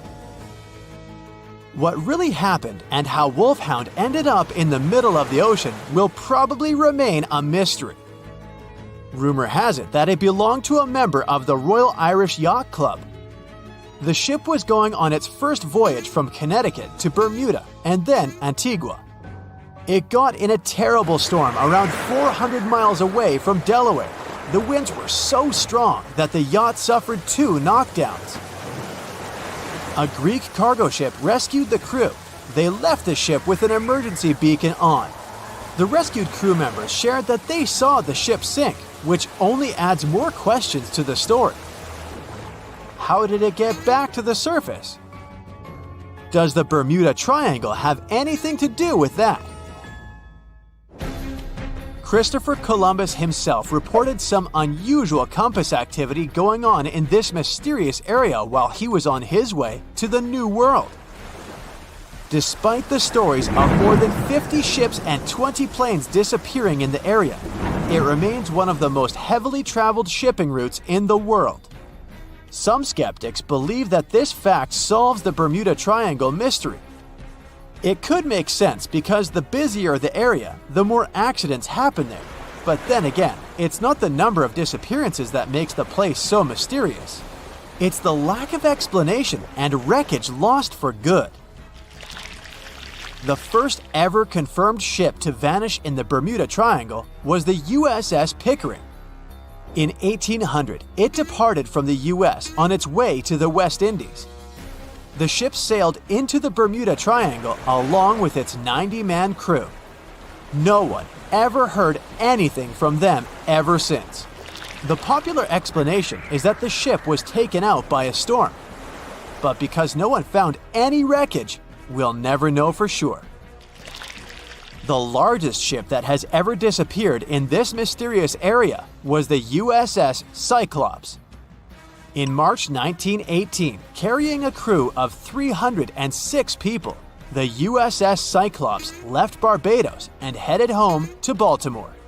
The ship passed through the Bermuda Triangle on its journey and vanished into thin air, or rather, water. The Cyclops never sent any distress signal and disappeared without any explanation or trace. The Bermuda Triangle isn't the only place in the world where ships go missing or mysteriously resurface. One of the most famous ghost ship stories would be of SS Baychimo. The large cargo steamer was built in Sweden. On October 1st, 1931, it got caught in pack ice. The crew decided to wait it out and managed to break free after a couple of days, only to get trapped again in less than a week. This time, they didn't manage to make it out. A rescue team went by air to save 22 of the crew members.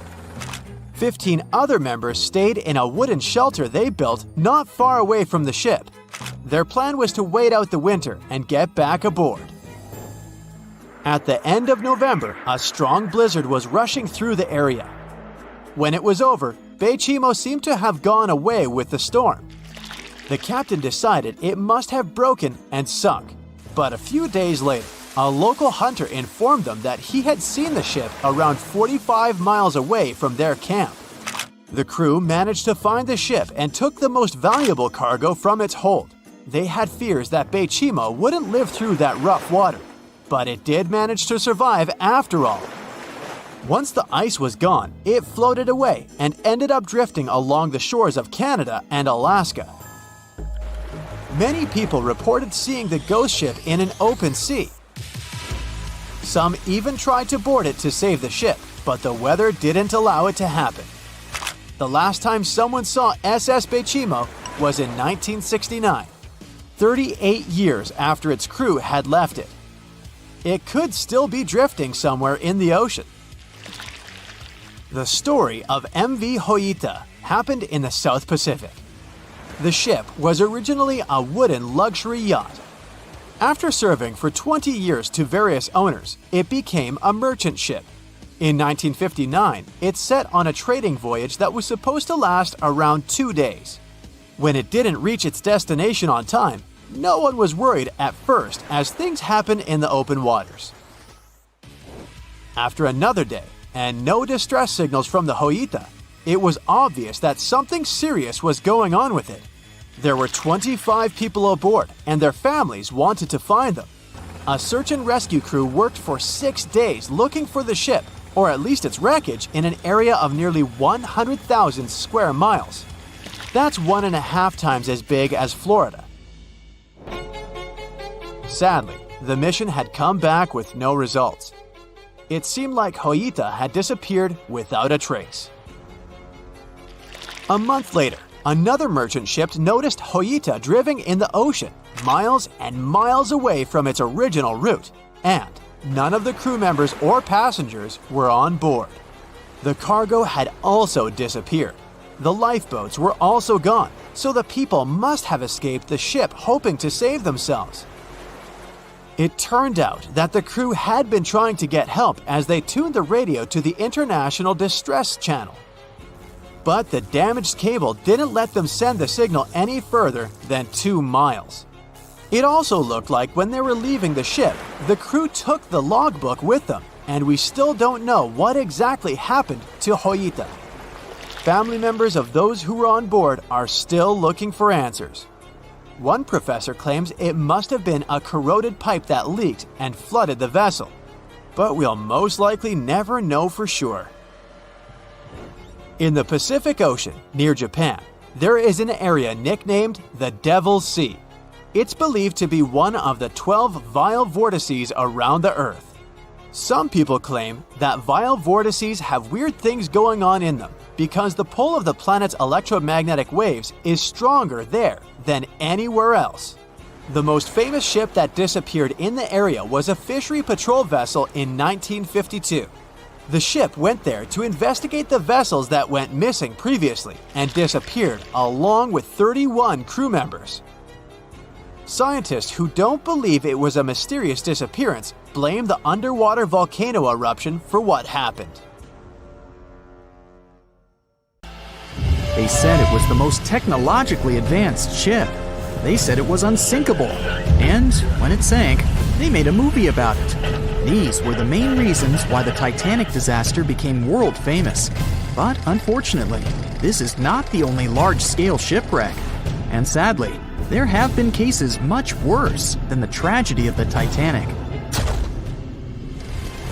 One of them occurred on April 27, 1865. The Sultana steamboat carried passengers and cargo daily between St. Louis and New Orleans.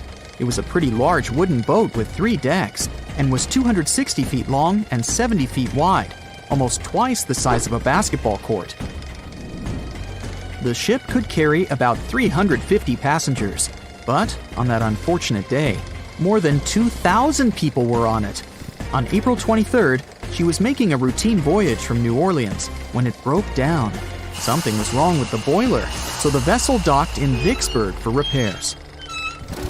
At the port, the ship's captain, James Cass Mason, found out about an excellent opportunity to earn a lot of money. All he needed to do was to transfer a large group of former prisoners to the north.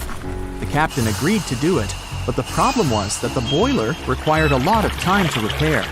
Mason was afraid that his competitors would take the job, so he decided to sail despite the malfunction the ship had. He patched up the holes in the boiler instead of a big repair and invited all the ex-prisoners on board. So, there was a broken boiler, an excess number of passengers, a lack of lifeboats, and not the best river conditions. Also, the captain refused to send the ex-prisoners to the hold, so they were all with ordinary passengers. There were strong chances for a shipwreck, but the greedy desire to earn more money was stronger. The Sultana went on a voyage and sailed up the river for 2 days. At this time, one of the biggest Mississippi floods in history began. The river overflowed its shores because of the flood, with the water level rising several feet. All the trees on the shore disappeared, and only the tops were sticking out of the water. The ship sailed opposite this powerful current, making the boiler work too hard. On the evening of April 26th, the Sultana arrived in Memphis, Tennessee, and they loaded even more, 120 tons of sugar and 200 passengers. She got incredibly heavy. Around midnight, the ship continued its dangerous journey. The captain sailed to barges to load a shipment of coal. At 1 a.m., the vessel left the barge. At 2 a.m., the broken boiler, unable to withstand the load, suddenly exploded. The Sultana was just 7 miles north of Memphis. Few people survived that day. The problem was that passengers trying to escape from the fire jumped into a cold river with a strong current. The Sultana disaster is considered the most tragic shipwreck in the history of the United States. The exact number of those who didn't survive is still unknown. According to various sources, this number was from 961 to 1,800 people. Don't be surprised that almost no one knows this story. There were many more survivors in the Titanic tragedy, and everybody heard about it. But the Sultana sank during one high-profile event.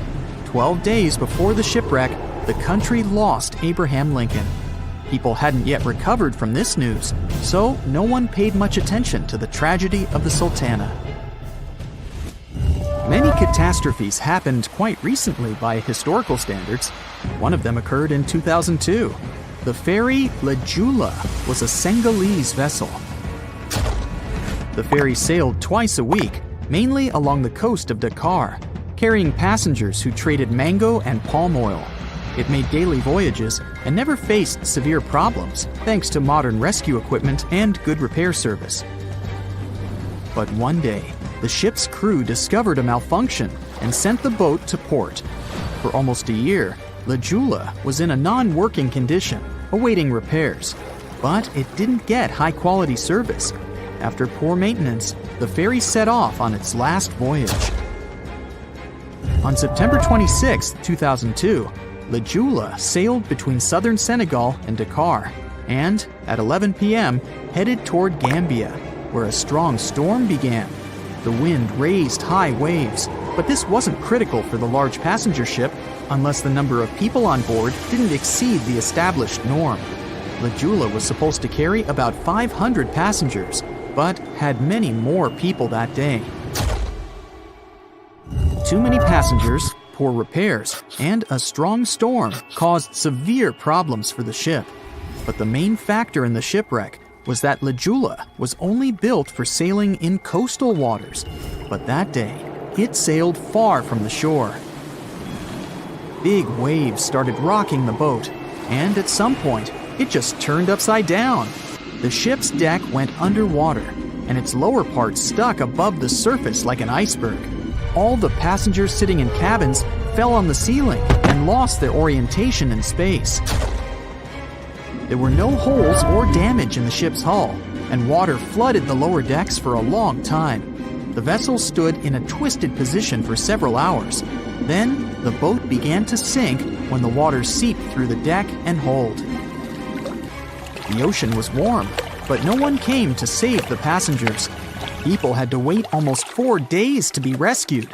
Unfortunately, only a few managed to survive. The Philippines is a very dangerous area for ships. This place consists of several thousand islands and a vast area with shallow water. Ships can run aground and damage the hull with reefs and pitfalls. On September 20th, 1987, one of the most terrible disasters in navigation history occurred there. A Philippine passenger ferry called Dona Paz left one of the islands and sailed toward Manila. The sun was shining, the ocean was calm, and the visibility was good. But for some reason, the crew members didn't notice how the tanker Vector was approaching them. The two ships collided at low speed. The collision wasn't strong, but the problem was that the Vector had tons of oil on board, and the Dona Paz crashed into the cargo hold where that oil was stored. So it spilled all over the ocean, and then a spark slipped through. Not only did the two ships catch fire, but also filled with water. Both ships sank in a matter of seconds. Only a few dozen people survived that disaster. On September 27, 1854, the passenger ship Arctic sailed from Liverpool to New York. The fog came rolling down, and visibility got really bad. Another boat appeared out of the thick white haze, the French steamer Vesta. The ships were close enough to each other that a collision was inevitable. The French vessel was smaller, so it seemed to the Arctic's captain that Vesta had received a lot of damage. And while he was staring at the other ship, his boat got quickly filled with water. The captain gave the order to sail to the shore as fast as possible, but the ship's engines stopped working because of the flood. Then the ship's crew started to lower lifeboats with women and kids. Still, when rescuers found lifeboats with people, it turned out that only 87 out of 400 people survived, 65 crew members and 22 passengers. Surprisingly, there were only grown men among them. The ship's captain survived by clinging to the wreckage. All newspapers wrote about this story as one of the most terrible and shameful tragedies in navigation history. The survivors were criticized because they didn't save women and kids, and the crew members were accused of violating the law, since the safety of passengers should be higher than the safety of sailors. But despite this, none of them were brought to responsibility. Unfortunately, shipwrecks still occur to this day, but fortunately, there are fewer of them than before, thanks to modern navigation systems and radar. But no technology can guarantee there won't be a super strong storm or any other emergency that no one can foresee. The year was 1854, and the SS Arctic, the fastest passenger liner of its time, set out to cross the Atlantic. As it sailed through the misty veil, it slowly disappeared into the unknown. The Collins Line, an American shipping company, was started in 1818 and only began seriously trading in the transatlantic by 1835. Its steamships crossed the Atlantic from Liverpool to New York within just 10 days. Doesn't sound like a great speed today, I know, but back then, the same thing took other ships several weeks. Light on the water with their wooden hulls, powering through with a strong steam engine, those steamships were the favorite choice for many high-profile people. What could go wrong with such an advanced ship, they thought. This reminds me of some other ship everyone believed to be unsinkable. But anyway, back to the Collins Line. It grew to be a serious contender on transatlantic routes, with only one other competitor, the Cunard's Line. It was a British company also aiming to be the main force through the Arctic Passage. In 1835, the company received a new ship that traveled to Liverpool and came back to New York with the largest cargo ever at that time. From then, the Collins Line was steadily growing. It seemed like there would only be future successes for it. Unfortunately, their lavish ships became costly to run with the amount of coal used. Massive power along with weak wooden hulls meant they needed many repairs after each voyage. So, every trip ended up being expensive. But since the ships were safe and had a great reputation, people were willing to pay the price, and the company was definitely not in crisis. They had achieved something no one had managed to do before them. Like I told you, their ships crossed the Atlantic in a whopping 10 days, and Edward Collins, the owner, was very determined to maintain the pace. Their 5 ships easily outran the Cunard's Line of only 3. With this great praise, it provided more attention. Though the Cunard's ships were slower with their iron hulls, they believed there was still profit, regardless of how slowly they sailed. Among Collins' ships, the Arctic, the third of them to be launched, was the largest, reaching 284 feet long, with 2 side-lever steam engines, each with 1,000 horsepower. The paddle wheels made 16 revolutions a minute when at full speed. At the time of its launch, the press called it the most stupendous vessel ever constructed in the United States. But glamour and fame couldn't avoid what would come next. On the 27th of September, the Arctic was on its journey from Liverpool to New York, continuing a speed pace through the thick fog. It's possible that by that moment, after 4 years of record-breaking trips, the crew became overconfident with their sailing and the ship. Going only 50 miles from Newfoundland, they carelessly continued through the fog with no radio contact, sonar, or any other form of identifying objects, equipped only with Morse code. A smaller ship, the SS Vesta, which operated as a fishing vessel, often worked around Newfoundland. It was passing through the same path as the Arctic and crashed into its side. Shocked by the collision, the captain of the Arctic offered help to the much smaller Vesta, but it was soon clear that the damage that seemed minor on the Arctic was far worse. Beneath the waterline, a hole was letting water into the hull. The cost of the much faster wooden hull now seemed less valuable. They steered toward land, trying to plug the holes, but they weren't doing so well, and the seawater continued to pour in, filling up higher and pushing the ship down. And finally, once the engine room was full, it put out the boilers, taking away the massive power the Arctic was once legendary for. They moved slowly until coming to a complete stop. The ship continued to sink, and the order was to abandon it. At the time, maritime law allowed for the Arctic to carry only 6 lifeboats, only capable of saving 180 people. The crew and some of the passengers managed to push their way aboard and took most of the seats on those boats. Things were pretty wild, and everyone forgot about their manners, not letting the ladies and the youngest ones board first. It took 4 hours for the Arctic to sink. 150 crew and 250 passengers were on board.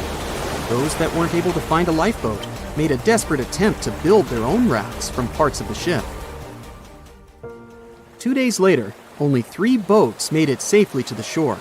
The other 3 were never found. Believe it or not, the rescue party also saved some people that had been clinging to the wreckage for 2 days. Unlike the crew, the captain went down with the Arctic, but amazingly survived. He would be only one of 85 people that made it, out of the 400 on board. When the news arrived 2 weeks later, the public responded with great sadness to the losses. Great anger soon followed towards the poor safety measures in the crew. The press published demands to change the laws for more lifeboats.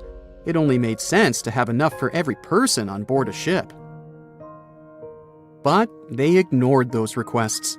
This neglect would lead to more disasters in the future. Enough lifeboats would only come into maritime law some 60 years later, after the disaster of the Titanic. Edward Collins' wife and 2 children were also aboard the ship and didn't return. He was heartbroken, but didn't stop running his business. The Collins line still had a reputation to uphold, the biggest, fastest, and most luxurious on the Atlantic. Edward Collins would now build an even better ship than any other. It was named the Adriatic, and it was the largest ship in the world, 354 feet long. With 2 alternating steam engines that had never been built of this size. These steam engines at the time were at the height of engineering, though today you can only see them in models and toys. With the new addition of 2 masts, the Adriatic would also be able to sail if needed. Luckily, they made some lessons from the disaster of the Arctic. But before their new ship, the Adriatic, was built, another disaster had occurred. The sister ship of the Arctic had also sunk. They believed this second ship was desperate to stay in front of the Cunard's line and hit an iceberg somewhere during the race. This weird contest took the lives of 141 people.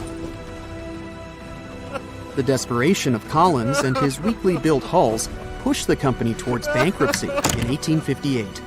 The newly built Adriatic, costing over $1 million, had only made one voyage in the end. And even that voyage was considered a disaster. The ship collided with a tugboat. It still managed to finish its maiden voyage at a suitable time. After the company had gone bankrupt, they had to sell the ship for only $50,000. They removed the great giant engines, replacing them with only sails. Although it was once the greatest ship on the high seas, it was only 30 years later until it was abandoned, labeled irreparable, and anchored in a river. The other remaining ships were also sold and only used for parts.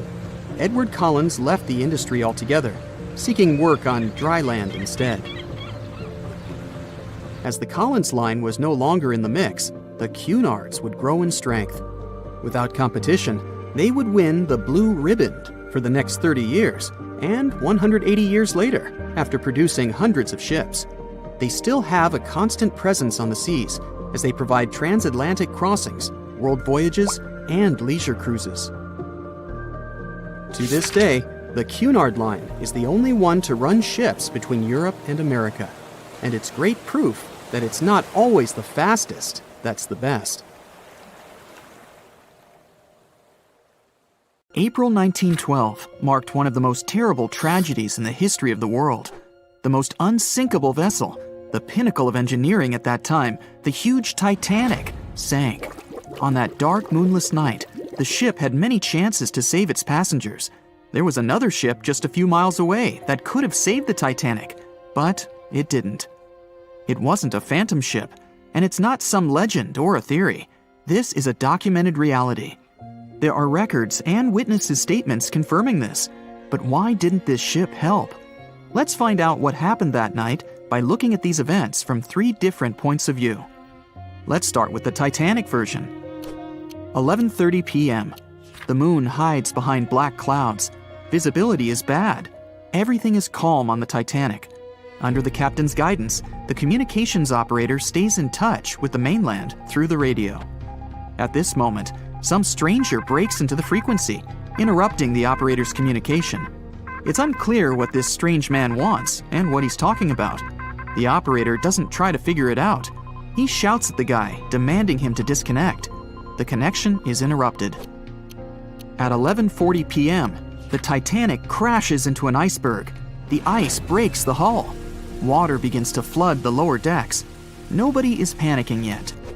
20 minutes later, at midnight, the ship's crew sends a distress signal through the radio frequency. Few people understand how bad the situation really is.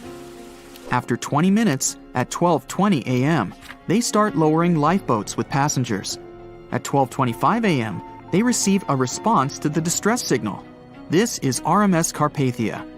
Their captain reports they're already sailing at maximum speed towards the Titanic. But the problem is that the crash site is 58 miles away. This means Carpathia will only be here in 4 hours. At 12:45 a.m., the sinking ship's crew release rockets into the air. These flares are one of the main reasons for the terrible fate of many passengers, but more on that later. 90 minutes later, the Titanic's deck breaks and the ship dives underwater. At 4:10 a.m., the Carpathia finally arrives at the shipwreck location. The crew members make heroic efforts to save all the people. They take 705 survivors on board. At this moment, another ship appears. It's SS Californian. The Carpathia sails towards the New York coast with all the people. The Californian floats in search of passengers and finds nothing but wreckage. The ship was only a few miles away while the Titanic sank into the icy water. The Californian could have saved these people, but did nothing. Its captain, Stanley Lord, made one of the most terrible acts that a sailor can allow. He didn't help a sinking ship. When the world found out about all this, they detested Captain Lord. They couldn't bring charges against him, and the trial didn't punish him. But his career was ruined entirely, as no other ship company would hire him. Despite this, he never confessed he had been guilty. Before he passed away, the captain said it hadn't been his fault. If this was true, then what happened there? This brings us to the Californian version. It's the night of April 14th. The Californian is sailing in the cold waters of the North Atlantic. The ship gets into a section with a lot of icebergs. At 10:10 p.m., Captain Lord stops the ship. It's too dangerous to move around this area, as they can damage the hull. At 11 p.m., the ship starts drifting. It's impossible to move in such conditions with such poor visibility. The captain knows that the Titanic is coming here, so he orders the radio operator to warn the ship about the danger. Radio operator Evans turns on the receiver and tries to contact the Titanic. He spends about 30 minutes on it. The connection is finally established. At this moment, the Titanic radio operator is speaking with the mainland. Evans interrupts this conversation and tries to warn the ship about icebergs. The operator doesn't understand Evans' words. He's annoyed because Evans broke into the channel so brazenly. He shouts at Evans and cuts the connection. Tired, Evans turns off the receiver and informs his superiors about the incident. It's still a mystery how the captain reacted to this news. He probably thought the Titanic knew about the danger. He lets Evans go to bed. If Evans hadn't turned off the radio and waited 1 hour, he would have heard a distress signal from the Titanic. But you shouldn't blame him. At this point, he has no official reason to stay at the transmitter. Evans is too exhausted and can't fight drowsiness. So, Evans goes to bed. The Titanic begins to sink. Its captain sends a distress signal. The operator on board the Carpathia catches it, but the Californian doesn't, since the receiver is turned off. Captain Lord can't sleep. He feels that something is wrong. Meanwhile, the Titanic is rapidly sinking under the water. The captain gives the order to launch rockets into the air. And here is where one of the critical mistakes takes place. They release warning lights, but they are not red. The crew forgot to take red rockets on board for some reason, so they lit up the sky with a bright white light. If you need to send a distress signal, you need to release red lights. Captain Lord sees these lights, but doesn't perceive them as a cry for help. It can't be that there are no standard red rockets on such a massive ship as the Titanic. But, unfortunately, it can. Captain Lord thinks the Titanic is sailing away. Perhaps there is some unknown reason behind those white lights, but he doesn't really know. So, Captain Lord has no idea that the Titanic is sinking. He still decides to contact the ship, but this time, not through radio communication. Captain Lord doesn't wake up the radio operator and sends a signal to the Titanic through a signal lamp. It's important to understand that many old-school captains didn't take radio communication seriously. They didn't understand the value of this technology. That's why Captain Lord doesn't wake up Evans. He sends light signals, but the Titanic doesn't respond. Many survivors later mentioned seeing the flashing lights of the Californian, but there was nothing they could have done. The ship's crew doesn't hear their cries for help. At 2:20 a.m., the Titanic completely goes underwater. A little more than 2 hours later, radio operator Evans wakes up and turns the transmitter on. He hears many rescuers talking about the sunken ship. Evans understands everything. He reports this to the captain. At that moment, the Californian immediately heads to the wreck site. They meet Carpathia there. With the survivors on board, it sails towards New York. The Californian stays sailing and looking for people. They find nothing but wreckage. The Californian returns to the mainland. The news about the ship that could have saved the Titanic is spreading all over the country. The trial begins. Captain Stanley Lord and the crew tell their version. They say their ship had been standing still. Many people don't believe them, and some of the surviving passengers claim to have seen the Californian sailing by. Still, the judge declares them innocent. 1962. Captain Stanley Lord is a very old man. He calls a notary to confess something. The captain makes his last remark about this case. He swears he's not guilty. But if it wasn't the Californian sailing past the Titanic at that moment, then what? The Samson theory could answer that question for us. The sealing ship Samson is sailing in the cold waters of the North Atlantic. The crew aren't sleeping. They carefully study the surroundings, but not because they're afraid of icebergs. They're scared of meeting with the U.S. Coast Guard. The Samson ship's crew catch seals, which is illegal. At 12:45 a.m., Samson's captain sees white signal rockets. The team is sure it's the Coast Guard. They turn off the lights and sail away. It's dark, so they don't notice the sinking Titanic. They return to the coast of Iceland and hear about the disaster. They realize they have abandoned the drowning passengers. The nephew of one of Samson's crew members reads about this story in his uncle's diary. The nephew asks for permission to publish these recordings. All the people realize that Captain Lord wasn't guilty, but unfortunately, he didn't live to see this moment. Actually, it's still unknown who is guilty in this story. 2 ships were nearby the Titanic. Their captains were adequate people. They would have helped save all the passengers. Their fault was that they couldn't understand what the Titanic wanted on that dark night. Someone forgot to put red flares in the box. This small but fatal detail was one of the leading causes of the tragedy. The Bermuda Triangle is one of the most heavily traveled shipping routes in the world. Some skeptics believe that this fact solves the Bermuda Triangle mystery. Statistically, the busier the area, the higher the frequency of accidents and disappearances.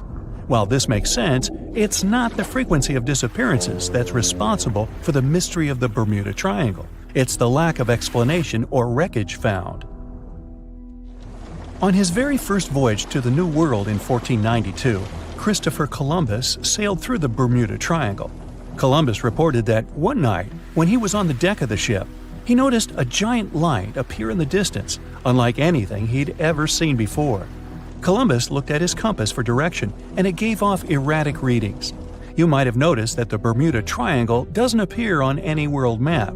This is because official institutions refuse to acknowledge that the area actually exists.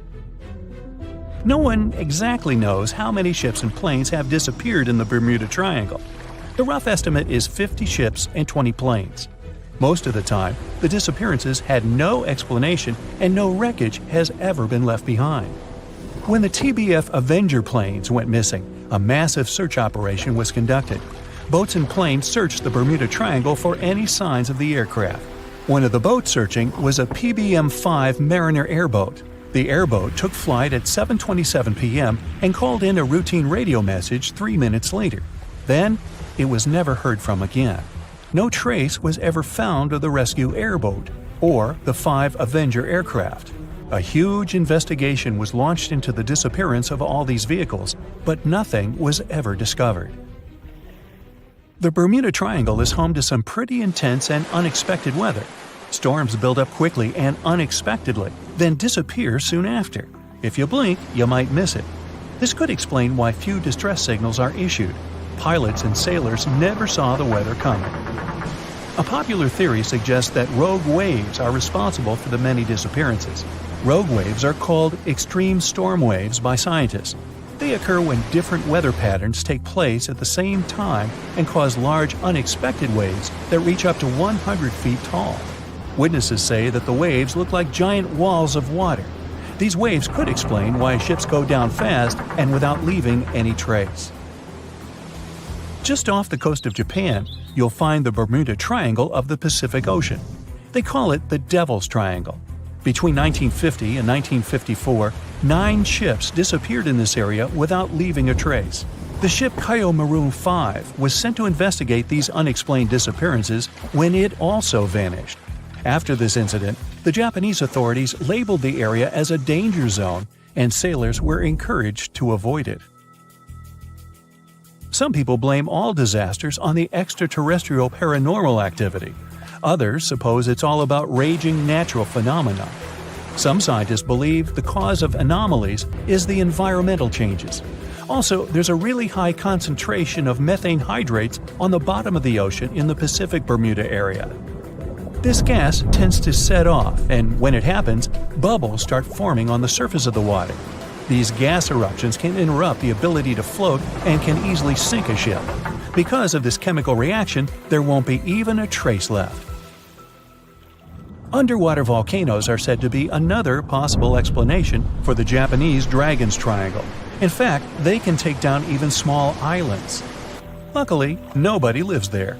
It's a pretty common thing in this area that some of them disappear underwater and others appear out of the blue because of seismic activity. You'll never find the Dragon's Triangle on any official map of the world, so nobody's quite sure about how large it is in reality. In July 2015, 2 teenagers disappeared after setting sail off the coast of Florida. There's some mystery about what the 2 teens were really getting up to. They told their parents that they were just going to fish, but they told their friends that they were crossing to the Bahamas. Shortly after they left, a line of thunderstorms moved towards the area, and the boys were never heard from again. A massive search was conducted, but sadly, nothing was found. 1 year later, the pair's boat was found off the coast of Bermuda with a broken iPhone and some personal effects left inside. One of the most popular and bizarre theories trying to solve the Bermuda Triangle mystery comes from Charles Berlitz. He insists that the area is home to the lost city of Atlantis. The missing ships and planes and malfunctioning equipment, according to him, were all caused by rays of energy let out by the special energy crystals that power Atlantis. While this sounds silly, Berlitz's theory was convincing enough that over 20 million people bought his book worldwide. Previously, the compass wouldn't work well in the Bermuda Triangle since the lines of the 2 poles coincided here, true north and magnetic north. But if you fall into this line, your compass will behave strangely. But the magnetic north is constantly shifting, and now it's far beyond the triangle. No legend says pirates of the last centuries operate in the Bermuda Triangle, or that the Flying Dutchman makes other ships disappear. A popular theory is that ships travel to the distant past or future through a time portal in the Bermuda Triangle. Fortunately, these are all myths. Just imagine hundreds of giant tentacles reaching out to a group of ships sailing through the Bermuda Triangle. In the past centuries, they could easily sink an entire fleet, since the ships were made of wood and were lighter. Squids wrapped decks with their strong tentacles, made holes in the ship's hulls with their sharp beaks. Toothy suction cups could break the masts and tear the sails. The water was filling the holds and slowly rising to the deck. The ship sank in a matter of minutes. Survivors reached the shore and told everyone about huge monsters. This is how the legends of the Kraken appeared. Fortunately, now people have sonars and equipment for monitoring the sea space. They say the main reason why this place is so enigmatic must be the magnetic fields that form this ominous triangle. Ocean floor is made of rocks containing a lot of magnetite. It's more like iron. Magnetic fields react to the high concentration of magnetite on the ocean floor, which may start a sort of conflict between the two. It can often lead to various weather anomalies and, as a result, navigation issues. And naturally, any changes in the ocean floor or the Earth's magnetic fields influence the Bermuda Triangle a lot. Magnetic fields tend to shift their position, so do tectonic plates and even the continents, even though we never notice it. The skies are usually very clear there, but back in 1883, some people witnessed abnormal things in the area. Some claim to have seen large blocks of ice falling from the skies, and the crew even managed to save one as hard proof. Seems like the Bermuda Triangle has an alternate not only on Earth, but even in space. Spacecraft usually don't disappear into thin air though, like there's no air. This anomalous area is really large and stretches right above the South Atlantic. It occupies the area from Chile to Zimbabwe and sits right at the point where Van Allen radiation belts are the closest to the surface of our planet. The Earth has 2 such belts, which come in handy trapping the particles that shoot in from the sun.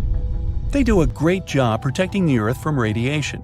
The magnetic field there is lower, so it allows the Earth's radiation belt to come closer to the surface. Whenever a satellite passes by, it will be exposed to radiation, which might lead to serious damage. So, no satellite can take pictures of it. The South Atlantic anomaly is part of the Earth where natural radiation just flows out of control. Still, there is little evidence that all these triangles are really dangerous. Many believe the Bermuda Triangle itself has been proven time and again to be nothing but a work of fiction.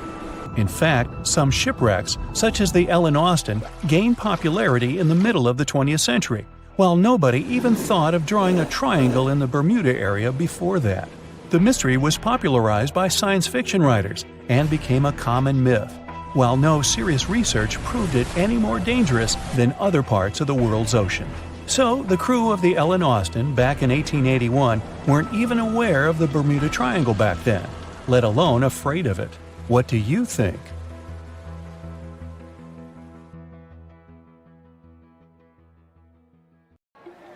So in 2017, over 25 million people boarded cruise ships all over the world. Now, if you're keeping count, that's more than the total population of Greece. It's become America's favorite choice when it comes to going on vacation. It's easy to see why hopping aboard a cruise ship becomes more popular each year. Heading out on a cruise is also coming back in style with newer generations. 2/3 of Gen Y and millennials say that cruising is their new preferred type of vacation. How's that? Well, let's see. It's easy to plan in advance. On board, you can find activities for all family members, and you get a chance to visit several different destinations in one trip. An added bonus of booking a cruise? You can sample various places for a future time off. The entertainment on board is often top-notch, providing passengers with an added taste of luxury. And the amenities and accommodations are generally very reliable. Not to mention that it gives tourists that feeling of actually getting away from everything that people strive for while out of the office. Royal Caribbean International is one of the largest cruise lines in the world, with just over 19% of the cruise market as of 2018. Its current fleet is divided into many different classes of ships, including the Voyager class, Radiance, and Quantum. The latest addition to the Royal Caribbean International's impressive fleet was built in 2018. Wonder of the Seas is now the largest cruise ship in the world.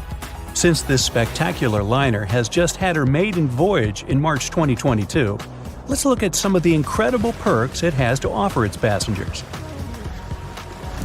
For starters, the boat is so big that it had to be split into neighborhoods. Well, it figures since Wonder of the Seas can accommodate almost 7,000 passengers. Fond of New York? Well, no worries. Wonder of the Seas has a central park of its own, with an estimated 10,000 plants to check out. The ship's central park is a feature of all Oasis-class ships, being one of the so-called neighborhoods. Let's look at some other areas, shall we? Like this boardwalk, a place that includes an arcade, a candy store, and a sports bar. It's best suited for long walks. There's a pool and sports zone on Wonder of the Sea. These areas feature the ship's numerous pools and hot tubs.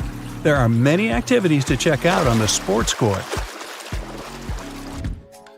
Then there's the Royal Promenade, or Promenade if you prefer. That's the main road on Wonder of the Seas, with bars, lounges, and places to grab a cup of coffee, or a luxurious latte.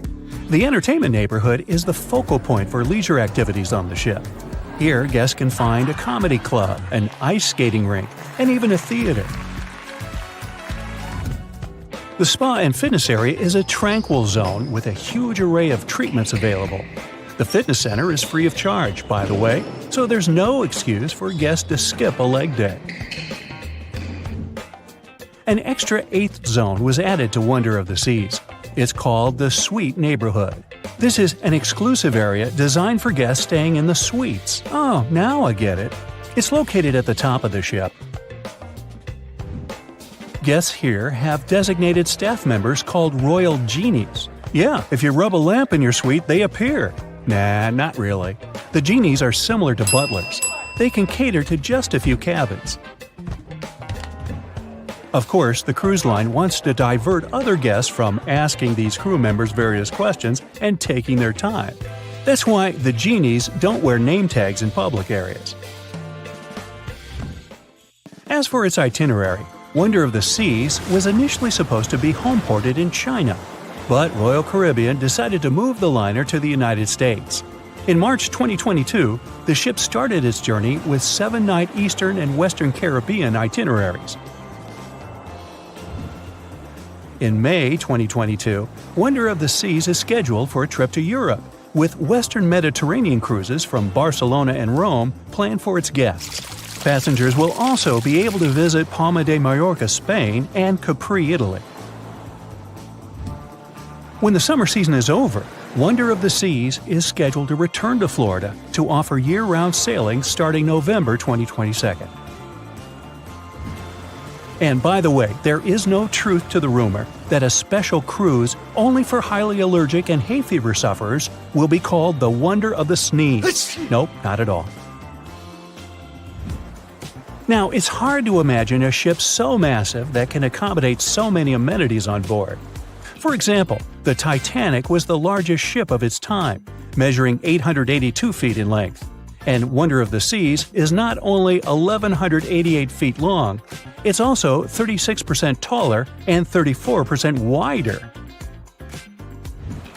Speaking of lifeboats, which I am about to, Titanic had a mere 20 lifeboats on board, which was tragically not enough to fit all the passengers after the ship hit the iceberg.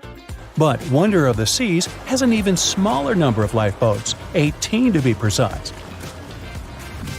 Sounds weird and dangerous? Well, not really, given that each of these lifeboats can accommodate up to 370 people.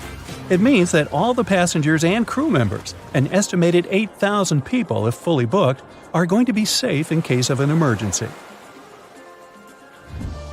If we could somehow have a race between the two ships, well, Titanic was in fact the faster ship out of the two, beating Wonder of the Seas by 1 knot per hour. Cruise ship passengers today are more interested in the experience rather than the speed of the boat itself. That's why how fast a ship can travel is not an extremely important aspect nowadays. In terms of costs, Titanic cost around $7.5 million at the time of its construction. It's the equivalent of about $200 million today. How about Wonder of the Seas? Well, it cost a staggering $1.35 billion to build, making it 6 times more expensive than the Titanic. How about we compare ticket prices? Well, in this case, the least expensive ticket on Titanic was £7. It's about $1,000 today. The cheapest ticket on Wonder of the Seas is currently $423, but prices may vary depending on the location, season, itinerary, and how much you tip your royal genie. And I know you were going to ask, how about icebergs? Well, Titanic steamed in the frigid North Atlantic, where you had to be on the lookout for those. Wonder of the Seas will be cruising the balmy Caribbean, where the worst thing you can hit on is 17 in blackjack. Oops, busted. Anyway, set side by side with its other sisters from the Royal Caribbean Fleet, Wonder of the Seas is equally as impressive. The company's earliest ships could host about 2,500 people. This included passengers and the staff. Such ships were Splendor of the Seas, Legend of the Seas, and the smallest of them all, Thumbelina of the Seas. No, wait, that should be Empress of the Seas. Oops, my bad. The largest ships in the company's fleet can now house about 9,000 people altogether. That's almost 3 times the size and capacity of the earlier liners. Wonder of the Seas is one of them, as well as Harmony of the Seas and Symphony of the Seas. Are you seeing a pattern here? Yep, if you ever encounter a ship with Of the Seas in its name, it's safe to assume it belongs to Royal Caribbean. But if it's a can of tuna, it might actually be Chicken of the Sea. Hey, I like tuna. Now, choosing between cruise ships based on their size is like wondering if you should visit your local museum or the Louvre in Paris. It all depends on your preferences. Some families prefer small settings. Others are fan of large spaces that can provide everything they need. Historically, it's equally as exciting how far we've come in terms of maritime transportation. The SS Royal William, for example, was the first boat to ever make a transatlantic voyage almost entirely steam-powered in 1833. And it was a mere 160 feet long and could house roughly 155 passengers. And if the seas were calm, then they were housed less roughly. Similarly, the first modern megaship in the world was the MS Sovereign of the Seas. Launched in 1987, it was only 888 feet long and could carry a little under 3,000 passengers. Size and capacity are not the single improvements added to newer cruise ships out there. Recent technological developments in artificial intelligence and facial recognition have allowed cruise operators to ensure faster, smoother boarding for passengers.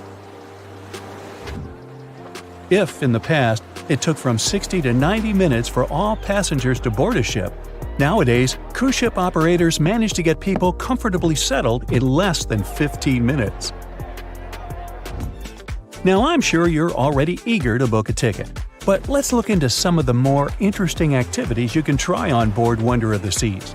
This way, you'll know what you're getting yourself into. All Royal Caribbean ships have loads of artworks available for their guests to enjoy.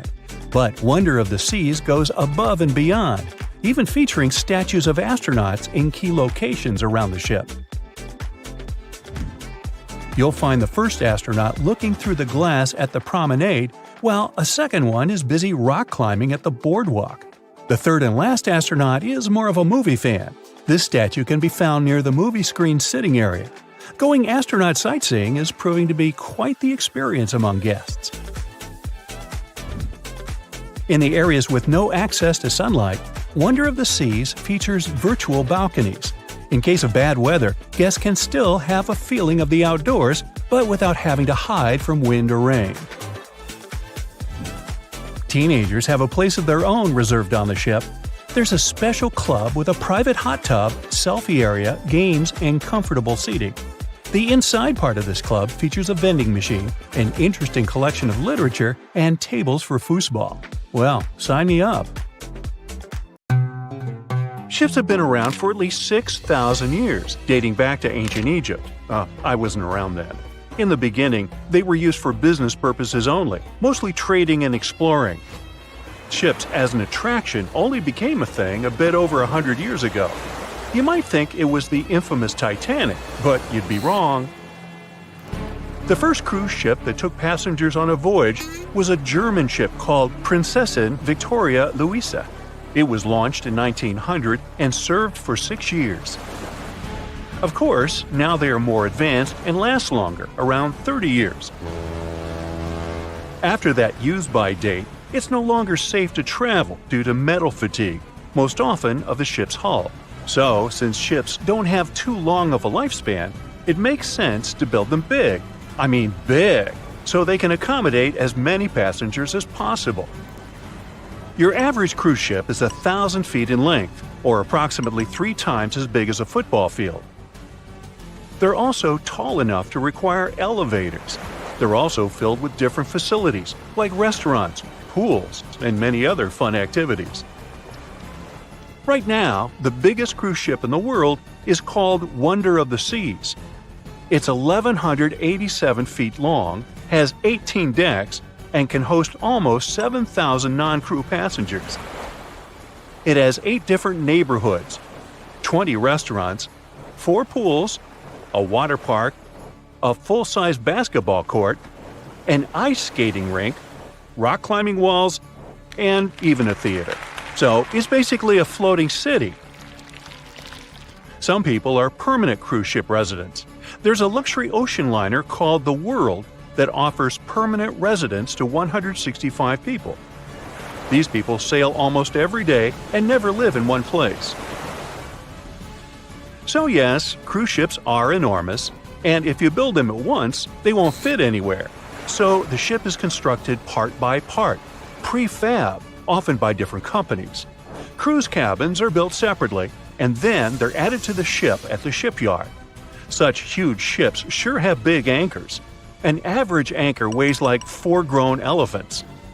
The crew members try to avoid dropping the anchor when possible because such a massive thing can severely harm the ecosystems at the bottom of the sea. With around 2,000 cabins on average, it's impossible to ensure that every cabin has a window for the voyagers to observe the sea. So cruise ships found a solution. Interior cabins that don't have windows have virtual balconies that transmit real-life images from the outside of the ship, depending on where your cabin is located. Even if you get a cabin with a virtual balcony, you still have better accommodations than the crew members. They reside in a so-called B deck, which is located in the lower part of the ship below the waterline. There are dorm-style rooms with a bunch of bunk beds and lockers. Also, crew members have a secret language, code words that they use to exchange information without the passengers knowing. For example, the word Alpha or star code signals a medical emergency. And Bravo, Bravo, Bravo means a fire on the ship. By the way, there's a bunch of stuff you aren't allowed to take on board because of potential threats. Those include candles, clothes irons, travel steamers, and hot plates. Basically, it's anything that produces flame or heat, with the only exception of curling irons and hair straighteners. Yeah, I never leave home without mine. Since people live on board for weeks, and often the ships spend days in the open sea, you can imagine that a lot of waste is produced every day from the thousands of passengers and crew the ship is hosting. So, where does it all go? Well, dumping trash in the sea or ocean is illegal, so the ship engineers devised a system. On a particular crew-only deck of a ship, there's a recycling station where all the waste goes from everywhere around the ship. Everything that can be recycled, paper, aluminum cans, all types of glass, and plastic bottles are collected, separated, crushed, and stored until the ship docks at a port and can send the stack to a recycling station. As for the food waste, all kitchens on board have a suction drain, which takes the food to one big pipe, which takes all of it to a hydroprocessor. The processor crushes the food into small pieces and then burns it. Now, the cruising capital of the world is Miami, Florida. Having 5 ports, Florida is the place where most cruise ships depart. Voyages are fun, but if you need to get somewhere fast, cruise ships shouldn't be your first choice, because they're slow. On average, they travel at the speed of 20 knots, which is just 23 miles per hour. Ships travel much slower than cars and planes because they move huge amounts of water. For instance, when you run on the ground, you're fast. No, really, I've seen you. Now step in a swimming pool and try to run there. It'll be way harder for you to do, and you'll be way slower, barely moving through. Now keep in mind that you're much smaller than a ship. As we've seen, ships are big boys. When you put something in the water, it displaces the amount of water that is equivalent to its weight. So, a ship displaces thousands of tons of water and then pushes through it, creating such a drag. That's why they're slow. Still, in a year, cruise ships sail around the equivalent of 3 times around the planet. Apparently, the passengers are there to enjoy the ride and not so much the velocity. Obviously, such ships need a boatload of fuel. And not just one, several types are required. Heavy fuel oil is used for the main engines, marine diesel is needed for smaller engines and lifeboats, and there's also marine gas oil for the turbines. Every day, each cruise ship burns, on average, 150 tons of fuel and releases exhaust equal to 1 million cars combined. So there are often regulations regarding how pure each type of fuel must be. In most parts of the world, ships can only use fuel that contains no more than 0.5% of sulfur, a component that highly contributes to air pollution. In other countries, the fuel must be even purer, containing only 0.1% of sulfur. The cleaner the fuel, the more expensive it is, so ships often change from one fuel grade to another, depending on the area the ship is sailing in. So, where do ships get so much of the stuff? Apparently, there are floating filling stations, so-called product tankers. They carry different grades of fuel and deliver it to the ship, connecting to the ship's fuel tanks and pumping the proper grade of oil into the section where it's needed. All cruise ships pick up stranded sailors and fishermen, and that happens quite often. So don't be surprised if your cruise ship stops in the middle of the sea to pick someone up. It's a common practice. Ships can even change course to pick up some stranded sailors if they get a distress call. But what happens if you, a passenger, falls over? You clumsy oaf. Hey, just kidding. Ships have sensors that should notice the accident and send a distress signal, but witnesses are still important. The person will be saved way faster. So, if you ever see someone falling overboard, here's what to do. Throw them a life ring, point at them and scream, "A person overboard!" and get someone to tell the ship's bridge. If no one is around, do everything it takes to get some attention. You can call the ship's emergency number or even activate one of the alarms. Afterward, it's up to the crew to do the rescue operation. By the way, crew members have a code phrase for a person overboard too. It's Oscar, Oscar, Oscar. And that's not for Oscar Mayer. It's a code unique to the Royal Caribbean Cruise Lines. Ever since What Happened to the Titanic, remember the Oscar-winning movie? Every cruise ship is obligated to have safety equipment to accommodate 125% of the people on board, so you shouldn't be scared of history repeating itself, especially in the warm tropic islands. After around 30 years, when a ship has served its time, it retires and gets sent to a shipyard where it gets scrapped. Many famous and beloved ships enjoy a better fate. They get turned into hotels and attractions. Yes, it's good to be the queen.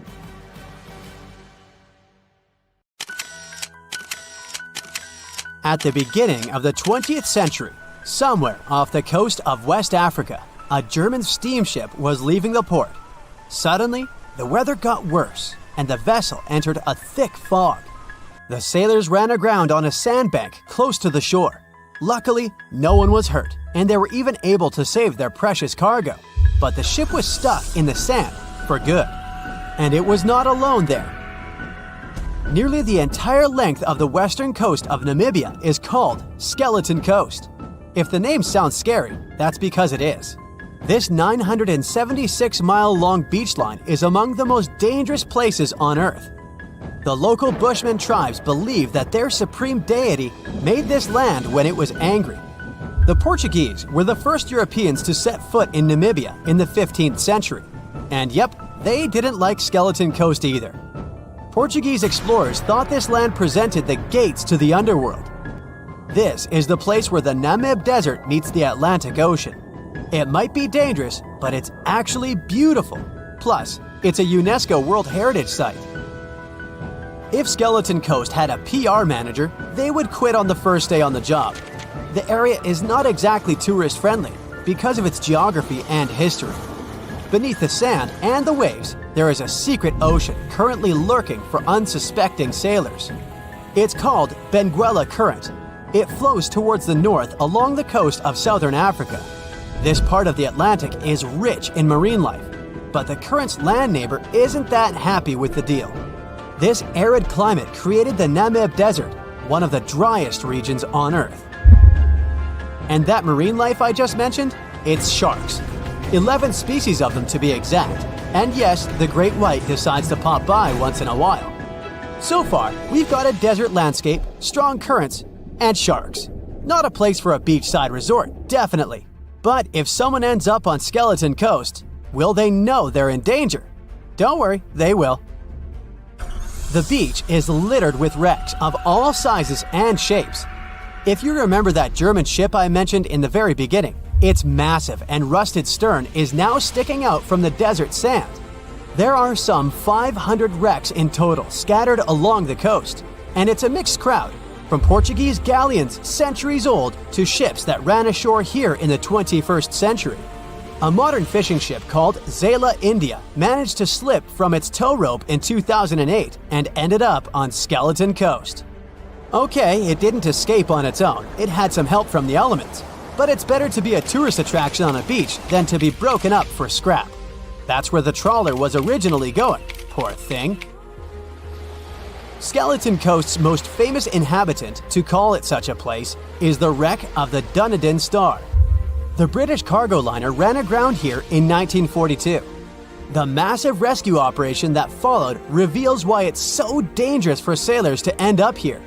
The rescuers managed to save all of the crew and passengers, but at a heavy price. An aircraft and a tugboat were lost in the process. It took the last of the rescuers a full 2 months to return home to Cape Town. Why, you might wonder? One look at the map of the region reveals the reason. It's an endless sea of yellow, which is the sand. There are so few roads here, so Skeleton Coast is hard to reach by land. There are also legal obstacles. You need a special permit to drive into the area.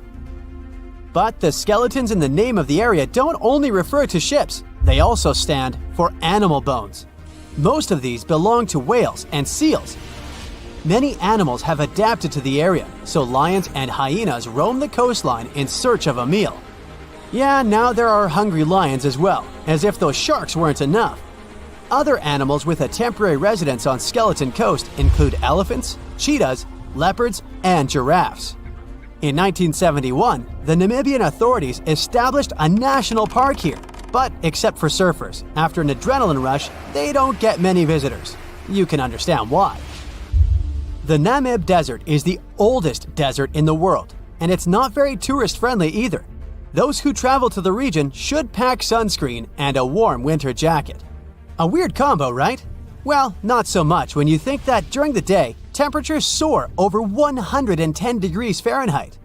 At night, the air temperature drops below freezing. What a climate roller coaster! And that's not the final danger. Yep, there's more. Remember how that German ship got lost in thick fog? Yeah, it wasn't a one-off event. Because of the region's climate, fog shows up frequently. Sailors should cover their ears now, but this fog is actually good for wildlife. This is their only source of water in the Namib Desert. Reptiles and mammals have adapted to the harsh climate. They use as little water as possible. Shifting sands, thick fog, strong currents, lions, and sharks. Not the stuff you would put in a tourist booklet, but Skeleton Coast isn't the only beach on Earth you wouldn't want to spend your vacation on. I will take you to Cape Tribulation in Australia. The area covers some 48 square miles in the northwestern part of the continent. And no, the area is not as dry as Skeleton Coast. It's part of the Daintree rainforest. You could say that here, it is the rainforest, not the desert that meets the ocean. The beach at Cape Tribulation is straight from a postcard. But looks can be deceiving. Australia? Probably sharks. No, crocodiles are out here to get you if you decide to go for a dip in the sea. There are saltwater crocodiles that the locals call salties. Well, that's a cute nickname for such a dangerous reptile. And it's not just them. The wildlife seems to have a beef with visitors. From October to June, the waters around Cape Tribulation are full of box jellyfish. Their venom affects the human cardiovascular system. When touched by a jellyfish out at sea, swimmers won't have enough time to reach land for help. Vinegar helps neutralize the sting, so you might want to keep a spare bottle in your luggage. Crocodiles and jellyfish sound dangerous, but there's one more animal you should look after. It's the wild boar. It might sound funny, but you won't laugh when you're being chased by one of these across the beach. 21 million wild boars live in Australia. They're mostly active at night, making it even more dangerous if they charge at you. The best defense is running in circles. Wild boars can't cut corners well. That's probably why we don't see many of them taking up careers as race drivers. Cape Tribulation has one last danger installed for you, and it's not an animal. Out here, even the trees are plotting against visitors. The stinging tree got its name for a reason. If you try to pick one of its beautiful red berries, it'll fight back. Its prickles are like tiny glass shards. The less than pleasant effect on your skin will last for a month. Then there is this wait-a-while bush. Who keeps naming them like this? This long vine has spikes that grab hold and just don't let go. They are so strong, they can pull a human off a horse. You'll have to wait for someone to come by and save you from this thorny grabber. If you are about to cross this Australian beach from the vacation list, hold on for a second. Tourism is booming here. The local authorities have restricted access to all of the danger zones. Visitors go swimming in dreamy water holes that are surrounded by lush vegetation. There are even ropes to swing from. Now, that's a beach you can finally relax on. Far out in the open sea on a perfectly calm day, a dot appears on the horizon. It grows in size as it gets closer. and soon you can see it's a ship. But when you look at it through the spyglass, chills go down your spine. The vessel is in perfect condition and its cargo is on board, but it's completely devoid of people, drifting listlessly along the current. That was what the captain of the Ellen Austin saw in 1881, and what brought his crew so many sorrows. In December of the previous year, the Ellen Austin, a big 210-foot-long ship, left the port of Liverpool to make its trip to New York. The ship was carrying a load of people hoping to find a better life in the New World. Captain A.J. Griffin took the vessel due southwest for a shorter voyage, and a few weeks into 1881, they found themselves north of the Sargasso Sea, known for its lack of winds and strong circling currents. Ships that got caught in those could lose control and keep on drifting in circles until they were dragged into the center. From there, they'd be incredibly lucky to get back past the currents, but more often than not, they stayed in the desolate desert of the sea forever. Worse still, the area belonged to the notorious Bermuda Triangle, which was already known to take down ships and make them disappear without a trace. The ship's crew were nervous, afraid of being in such a dangerous area so close to a sea that could bring them to a standstill. And ominously, some of the Sargasso Sea's calm must have escaped it, because the Ellen Austin lost its speed one day and fell adrift without the winds. It was fine, though. They had ample provisions and were still on schedule. Captain Griffin was walking around his ship, giving orders in a voice full of calm authority, and both his crew and passengers trusted him completely. But then, the lookout shouted from above that a ship was in sight. And indeed, when the captain looked in the direction the man was pointing, he saw a small schooner moving slowly into view and towards the Ellen Austin. As it came closer, it became apparent that the way the strange vessel moved wasn't right. The captain frowned and examined it through his spyglass. The schooner was untouched, but eerily silent. There wasn't a single soul on board. Derelict ships weren't that rare in the Atlantic at the time, but neither were pirates. Captain Griffin decided to wait and watch. After 2 days, the schooner was as quiet as always, and Captain finally thought it was fine to move in. He took a small team of sailors and boarded the stranded ship. There was nobody there indeed, but luck seemed to be on Griffin's side. The precious cargo of mahogany wood was still in the holds. The captain returned to the Ellen Austin and ordered his select men to take the smaller ship along to New York. The crew's spirits arose with the prospect of riches awaiting them upon arrival. When the winds blew strong again, the Ellen Austin continued its voyage, with the unnamed vessel tagging along. But after a couple of days, the ships were caught in a powerful storm and got separated. The wind, rain, and waves beat them for several days in a row. When the weather finally cleared, Captain Griffin ordered to find the schooner. They searched for another day until they finally found it adrift, way off the course. Griffin hailed his men on board the smaller ship, but no one answered. A party of sailors went to investigate and returned with their faces white with fear. The whole prize crew went missing in the storm. The captain wasn't one to lose such a valuable find, though, and ordered another team to take control of the schooner. Reluctantly, the sailors obeyed, and the two ships continued their voyage. They agreed to stay as close as possible to one another and ring their bells at set intervals at night to let each other know they were fine. Several nights went all right, with bells ringing reassuringly every hour. But one day, a thick blanket of fog fell on the sea and almost completely blocked their vision. The ships went on regardless and started sounding their bells earlier. When night came, the fog was still there, but the bells were the sound of life. Until they stopped. Captain Griffin rang the bell once, then twice. No answer. The crew lit the fires and looked out into the sea intently, but the fog hadn't lifted, and they couldn't see a thing in the swirling abyss beyond the ship's board.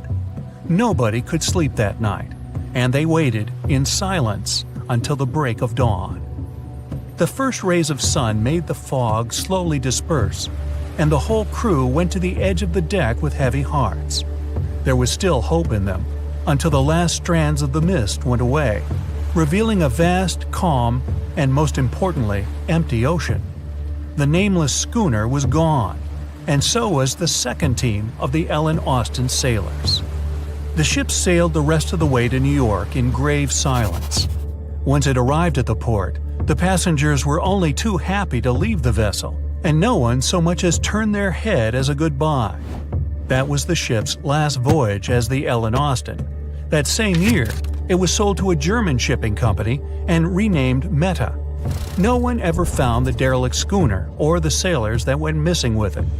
And that would probably be the end of this mysterious and unresolved story, if it held at least a little bit of the truth. In reality, none of the enigmatic things in the narrative actually happened.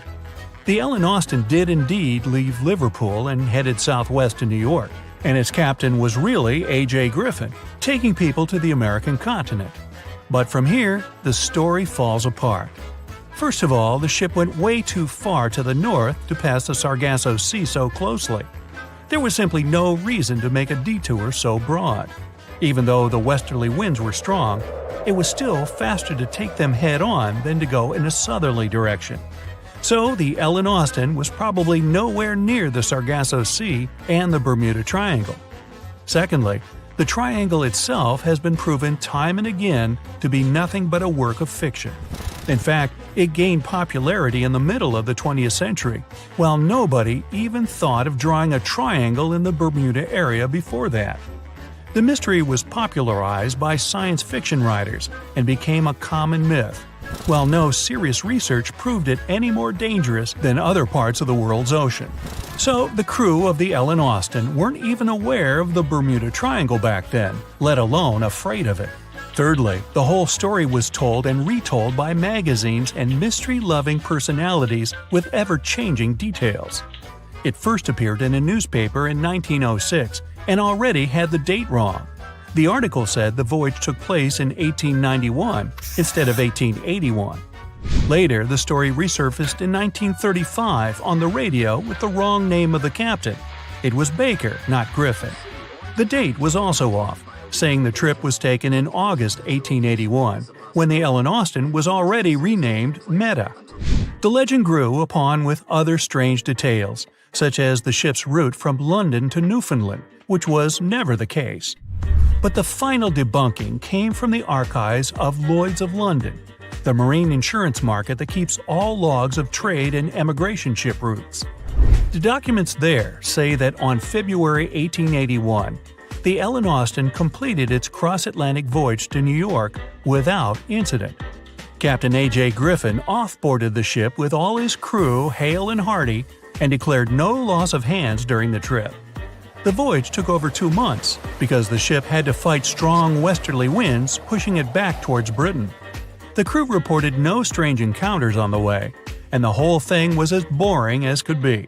And even the passengers must have been smiling when they stepped on the American soil at last, unaware of the phony baloney story they were about to be a part of. Giant container ships are responsible for much of the global trade. Thanks to them, you receive your orders from overseas, sooner or later. But they do have a problem just like any mechanical vessel. They tend to break down. That's where these little bad boys come in. Tugboats are meant to help any stranded vessel that either lost power or sustained any technical or physical damage. Besides being salvage vessels, tugboats also help guide ships when they dock.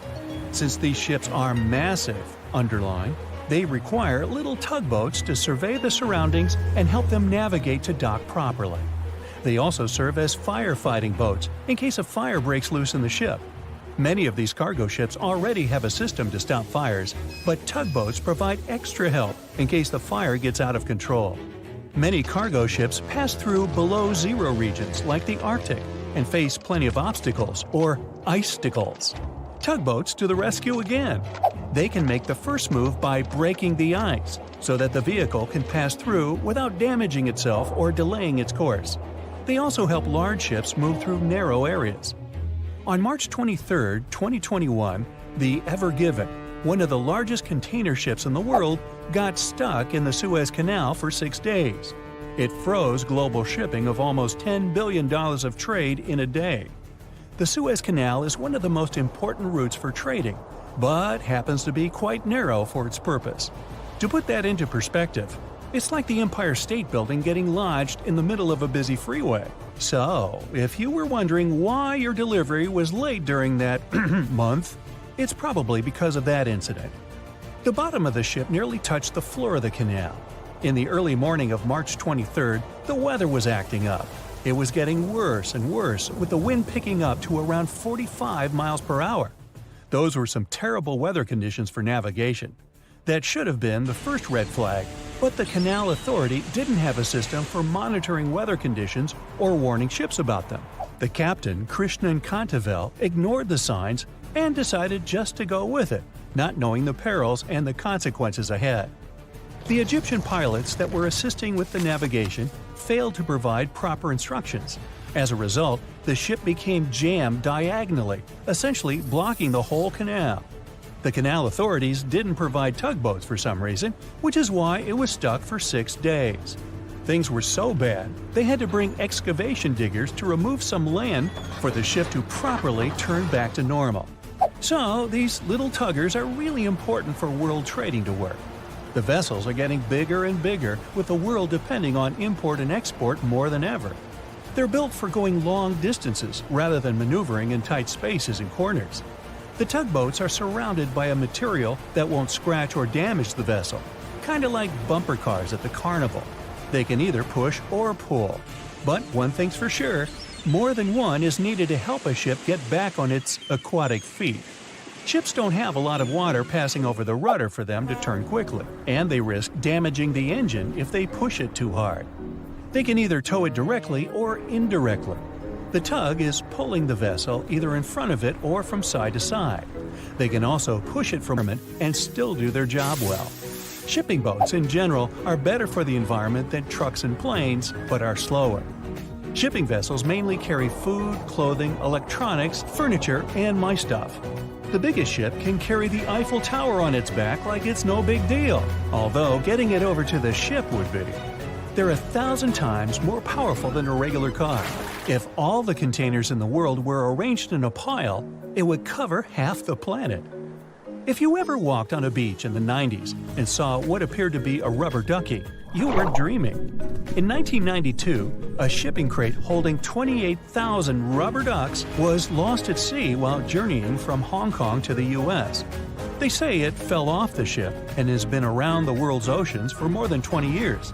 What seemed like a horrible accident that would leave dire consequences for the world's marine ecosystem proved to also be helpful for us to learn and understand the world of plastic pollution and how the ocean currents work. These ducks seem to have had quite the journey when they broke free from their container life. Some reports showed they got washed up on the shores of Alaska, South America, Hawaii, Pacific Northwest, Scotland, Australia, and even froze in the Arctic. Rather than making their way to thousands of bathrooms in the U.S., they went rogue and backpacked around the world to see what else lies beyond tiled walls and bubble baths. Many were collected and removed from the seas and oceans, while some are still out there. There are around 2,000 of these duckies circulating in the currents of the North Pacific Gyre. In case you were wondering, that's a place where the currents meet and whirl with one another between Japan, Alaska, Kodiak, and the Aleutian Islands. They've even created a website to track these ducks down with a contact form that lets people inform of one or many ducks they find across the world. But who knows? Maybe we'll never recover every single duck that was lost at sea at the time. This is just one incident out of many. Studies show that at least 2,000 to 10,000 shipping containers are lost at sea every year. Many containers that do slip off and fall into the sea don't always sink to the bottom. They're floaters. On the downside, they don't float high enough to become colorful islands that are easy to notice. They float like icebergs, with just the top of the container showing, which means that any passing ship or boat won't see it from above. If they pass through it, then significant damage can happen to the ship. They can't stay floating forever, so they end up sinking after many days of being suspended in the open water. Some people have even seen shipping containers washed up on shore after being stranded at sea. These bad boys have been made to last for a very long time. If you take proper care of them, the life expectancy of each container can stretch for more than 20 years. It's pretty amazing that they travel all over the world and are filled and refilled with new items many times. They go through all sorts of weather conditions and have to survive in different climates. Many modern houses are made out of retired shipping containers designed with a nice aesthetic touch. Shipping container houses provide the exact same living conditions, except they look cool. Besides looking cool, they're economically friendly compared to regular houses. You can save plenty of money with the structure pretty much halfway done. All that's needed is just a little foundation and a few adjustments here and there, and boom, you've got yourself a house. You're also doing the world a favor by contributing to the environment. Those homes are recycled containers that have just been refurbished and polished for anyone to live in. They're good enough to live in freezing conditions and scorching weather. The industry is booming, so you can have your new home delivered to you within 10 weeks. You can customize it before they build it for you. It's easy to transport since it's not heavy, it's just bulky. You can predict your cost without the surprise payments that might follow. Many of these containers start their journey in a steel yard and travel all over the world. And in the end, they retire in a nice piece of land and host families that will get to be a part of their history. Wow, I can hardly contain myself. A lot of weird incidents have happened in the mysterious valley of Hazu ever since the 1950s. People even started comparing it to the infamous Bermuda Triangle. But are they really that similar? It all started when an airplane went missing here under circumstances no one can explain yet. They searched the location back and forth, but nothing appeared to have remained of the aircraft. And guess what? No one received any SOS messages from the team on board. And to top it off, the same year, a considerable number of tourists and local residents were lost here in the valley, never to be seen again.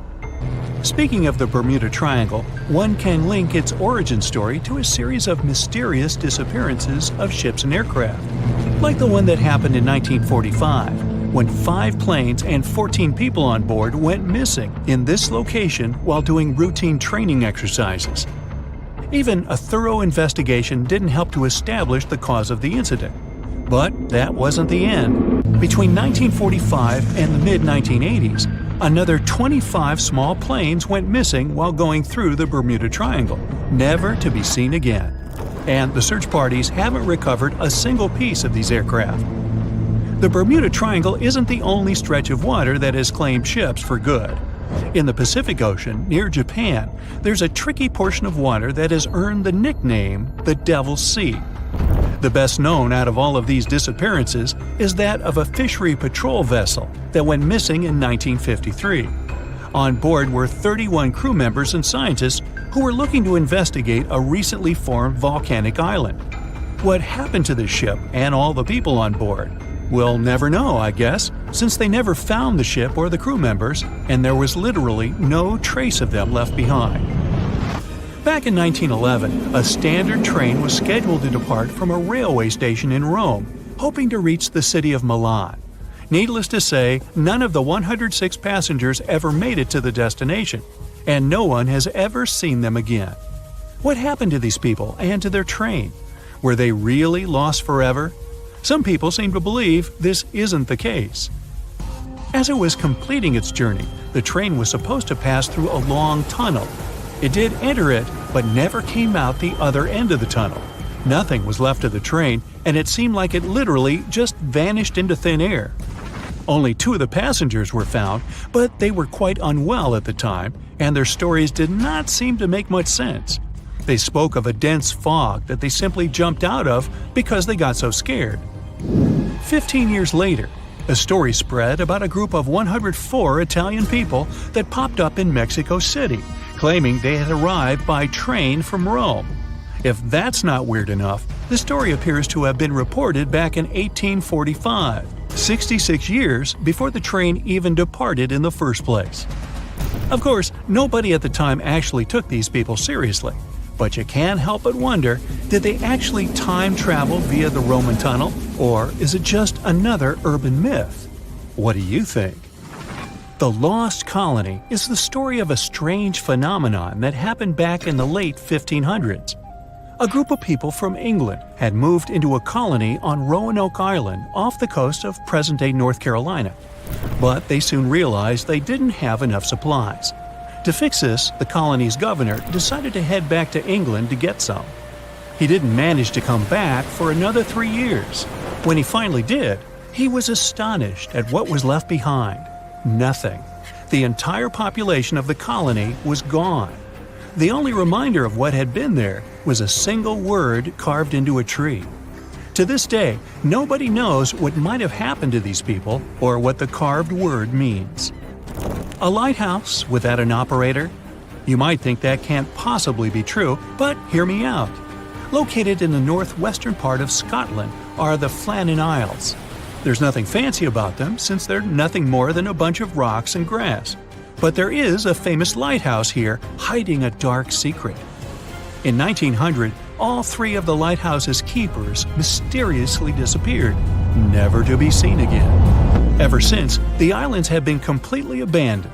The lighthouse became one of those with an automated system in the 1970s.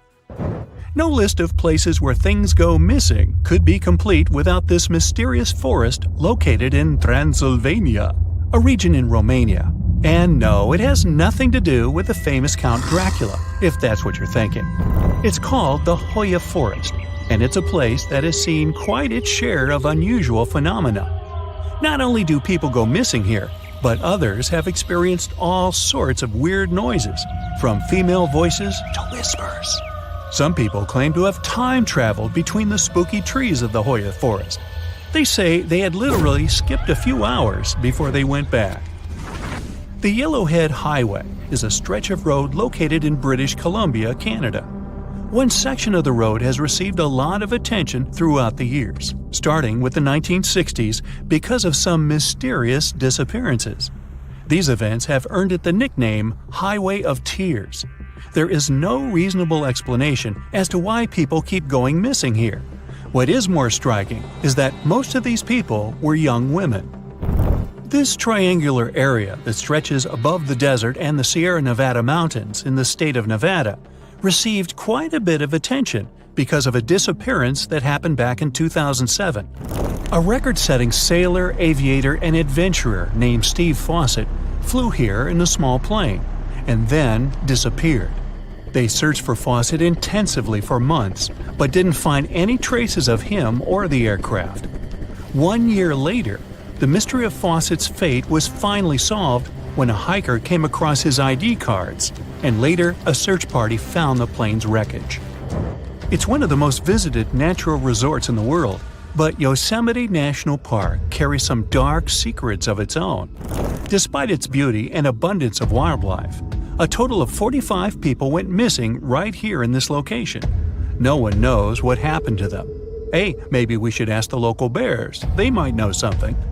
There are even stories of people that disappeared from one region of the park only to pop up in a completely different location.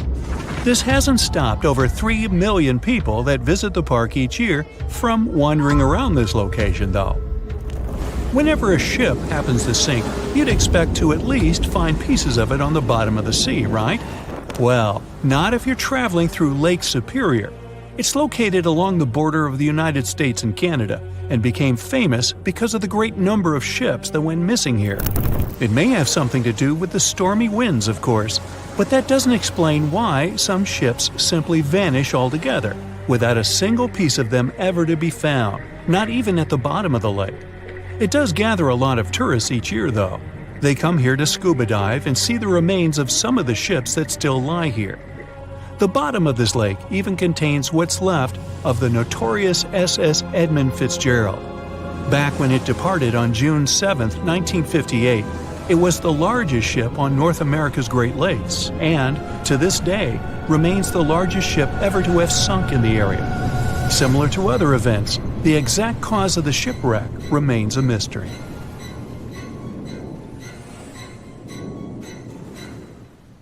Picture this. You're an astronaut, hurtling through the cosmos in your state-of-the-art spaceship. But suddenly, you notice that you're running out of fuel. What are you going to do? Trapped in the middle of space.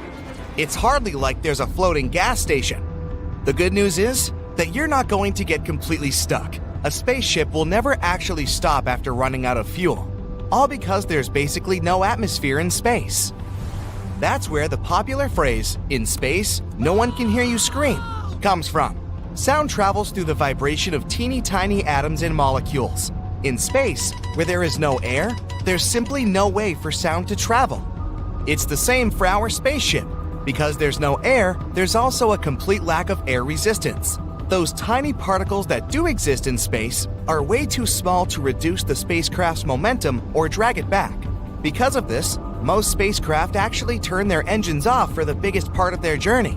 So, don't believe those movies that show spaceships with their engines on all the time. That's completely inaccurate. Unlike vessels in the water, a ship in space doesn't need constant thrust to keep moving forward. Usually, its engine is only fired up for short periods of time. This is not only practical, but also saves money. Fuel is really expensive to transport into space as it's heavy. That's why space probes try to use as little fuel as possible. They need it when they set off from Earth, and then again when they re-enter the atmosphere. It happens when they need to slow down upon their return. While cars and trains have brakes, it's not that simple to bring a spaceship to a screeching halt. The engines are needed to slow the ship down or bring it to a complete stop. This involves strategically firing up impressive thrusters at the front. It creates the needed drag and reduces the spaceship's speed. But this process also requires super high levels of precision. One wrong move and you're toast. Literally. Hit the thrusters too fast and the spacecraft will set on fire as you re-enter Earth's atmosphere at thousands of miles per hour. Traveling too slowly can also cause problems, because in this case, you might miss our planet's orbit completely and move way past Earth. And most spacecraft don't have enough fuel to try for a second re-entry, so traveling too slowly needs to be avoided at all costs. But back to the issue at hand. This basically means that any vehicle with an empty tank will continue traveling at the same speed across space until it eventually runs into something. There's just no other way for it to stop. Wait, actually, maybe that's not good news. If you get stranded, it's pretty unlikely that your buddies over there at NASA are going to organize a rescue mission. This sounds kinda sad, but it does make sense. By the time they set up a new team and find a ship to come and rescue you, you'll have already traveled so far into space it would take them years to reach you. This would also cost a ridiculous amount of money. NASA spends on average a whopping $152 million to launch a ship into space. That's as much as buying 6 brand new top-of-the-range Lamborghinis. Even crazier, it cost NASA about $49 billion to develop and launch the first space shuttle. Unfortunately, once you've left Earth's orbit, it's near impossible that you'll make it back without fuel. That's what actually happened to NASA's Dawn spacecraft back in 2018. On a random day, the spaceship ran out of fuel. This left it completely stranded in the middle of space. It stopped transmitting signals to Earth, bringing an end to an 11-year-long mission that set loads of space records. The spacecraft could no longer generate electricity, as it had no fuel to move its solar panels to point them toward the sun. And to this day, the spaceship is still floating somewhere in space in a derelict state. Luckily, Dawn had no astronauts on board. The spacecraft began to orbit the dwarf planet Ceres, which was the object it was originally investigating. For context, an orbit is a curved path around a star, planet, or moon that an object gets stuck in. But wait, NASA are experts in all things relating to spacecraft. So how did they allow a ship to run out of fuel in the first place? It's actually super difficult to accurately measure the amount of fuel you'll need in space. On Earth, gravity keeps all the fuel at the bottom of the tank, and you can use a float sensor to measure how full the tank is. But this is impossible in space due to a lack of gravity that normally weighs the fuel down. Instead, a common approach is to add an air bladder into the fuel tank that's pressurized before launch to push the fuel into lines. The more fuel is used, the more this bladder expands. It takes up more space and keeps the fuel under the right amount of pressure. This pressure is monitored. That's how they can tell how much fuel is left. As you see, it's a lot more complicated than here on Earth. But say there were astronauts aboard a spacecraft that had run out of fuel. How long could they survive? Well, this depends on how much food and water is on board. NASA usually calculates the extra amount of food astronauts need for their trip to avoid adding extra weight to the spacecraft. But the good news is that this food can technically be rationed, and its consumption can be spread out. That's because astronaut food comes in special packaging to stop it from going bad. There are no refrigerators aboard spacecraft. The food comes in clear, flexible pouches that can be snipped open with scissors. All the food is pre-cooked and processed, so it doesn't need to be stored in a fridge. The only exceptions are fresh fruit and vegetables. These are the only things that need to be eaten quickly, as they will spoil. Today, astronauts also work with nutritionists so they can pick out the foods that they like and will enjoy eating. They can choose from a whole bunch of products, including mushroom soup, macaroni and cheese, chicken, beef, ham, nuts, and even yummy cookies. Shrimp cocktail is apparently a new favorite among astronauts because of how spicy it tastes. Flavored drinks also come in powdered form, just like the Kool-Aid or instant coffee packets you have sitting in your kitchen cupboard. Interestingly, astronauts often report not feeling hungry in space, so it may be easier than you'd think to ration the food. But even if you can make your food last, what about water? Transporting anything into space costs a lot, and water is quite heavy, so it costs even more to transport. For this reason, tanks of water can't be constantly shipped up to space. Instead, astronauts have a really complex water system. It squeezes every last drop of safe and available liquid out of the environment. This involves recycling used water. It means that our buddies in space drink water that's been filtered from old shower water, their breath, the spaceship's fuel cells, sweat, and so on. But don't worry, such water is safe to drink, and it's actually even better than most drinking water that comes out of taps in the US. The water on a spacecraft first goes through a bunch of filters, starting with one that removes particles and debris. Then it passes through multi-filtration beds, containing clever substances that remove impurities. The final stage gets rid of harmful compounds and destroys nasty bacteria and viruses. There are also water reserves in case of emergency. For example, the International Space Station keeps around 530 gallons of water in its reserves, just in case. But what about the air supply? The primary source of oxygen on spacecraft comes from something called water electrolysis. This is an amazing system that uses electricity from the craft's solar panels to split water into hydrogen and oxygen gas. But as we saw with NASA's Dawn, without electricity, it's pretty difficult to aim the solar panels at the sun, which means that the oxygen system would likely shut down. There is some oxygen stored in a pressurized storage tank, though. This is a backup supply designed for emergencies, so it's not all bad news.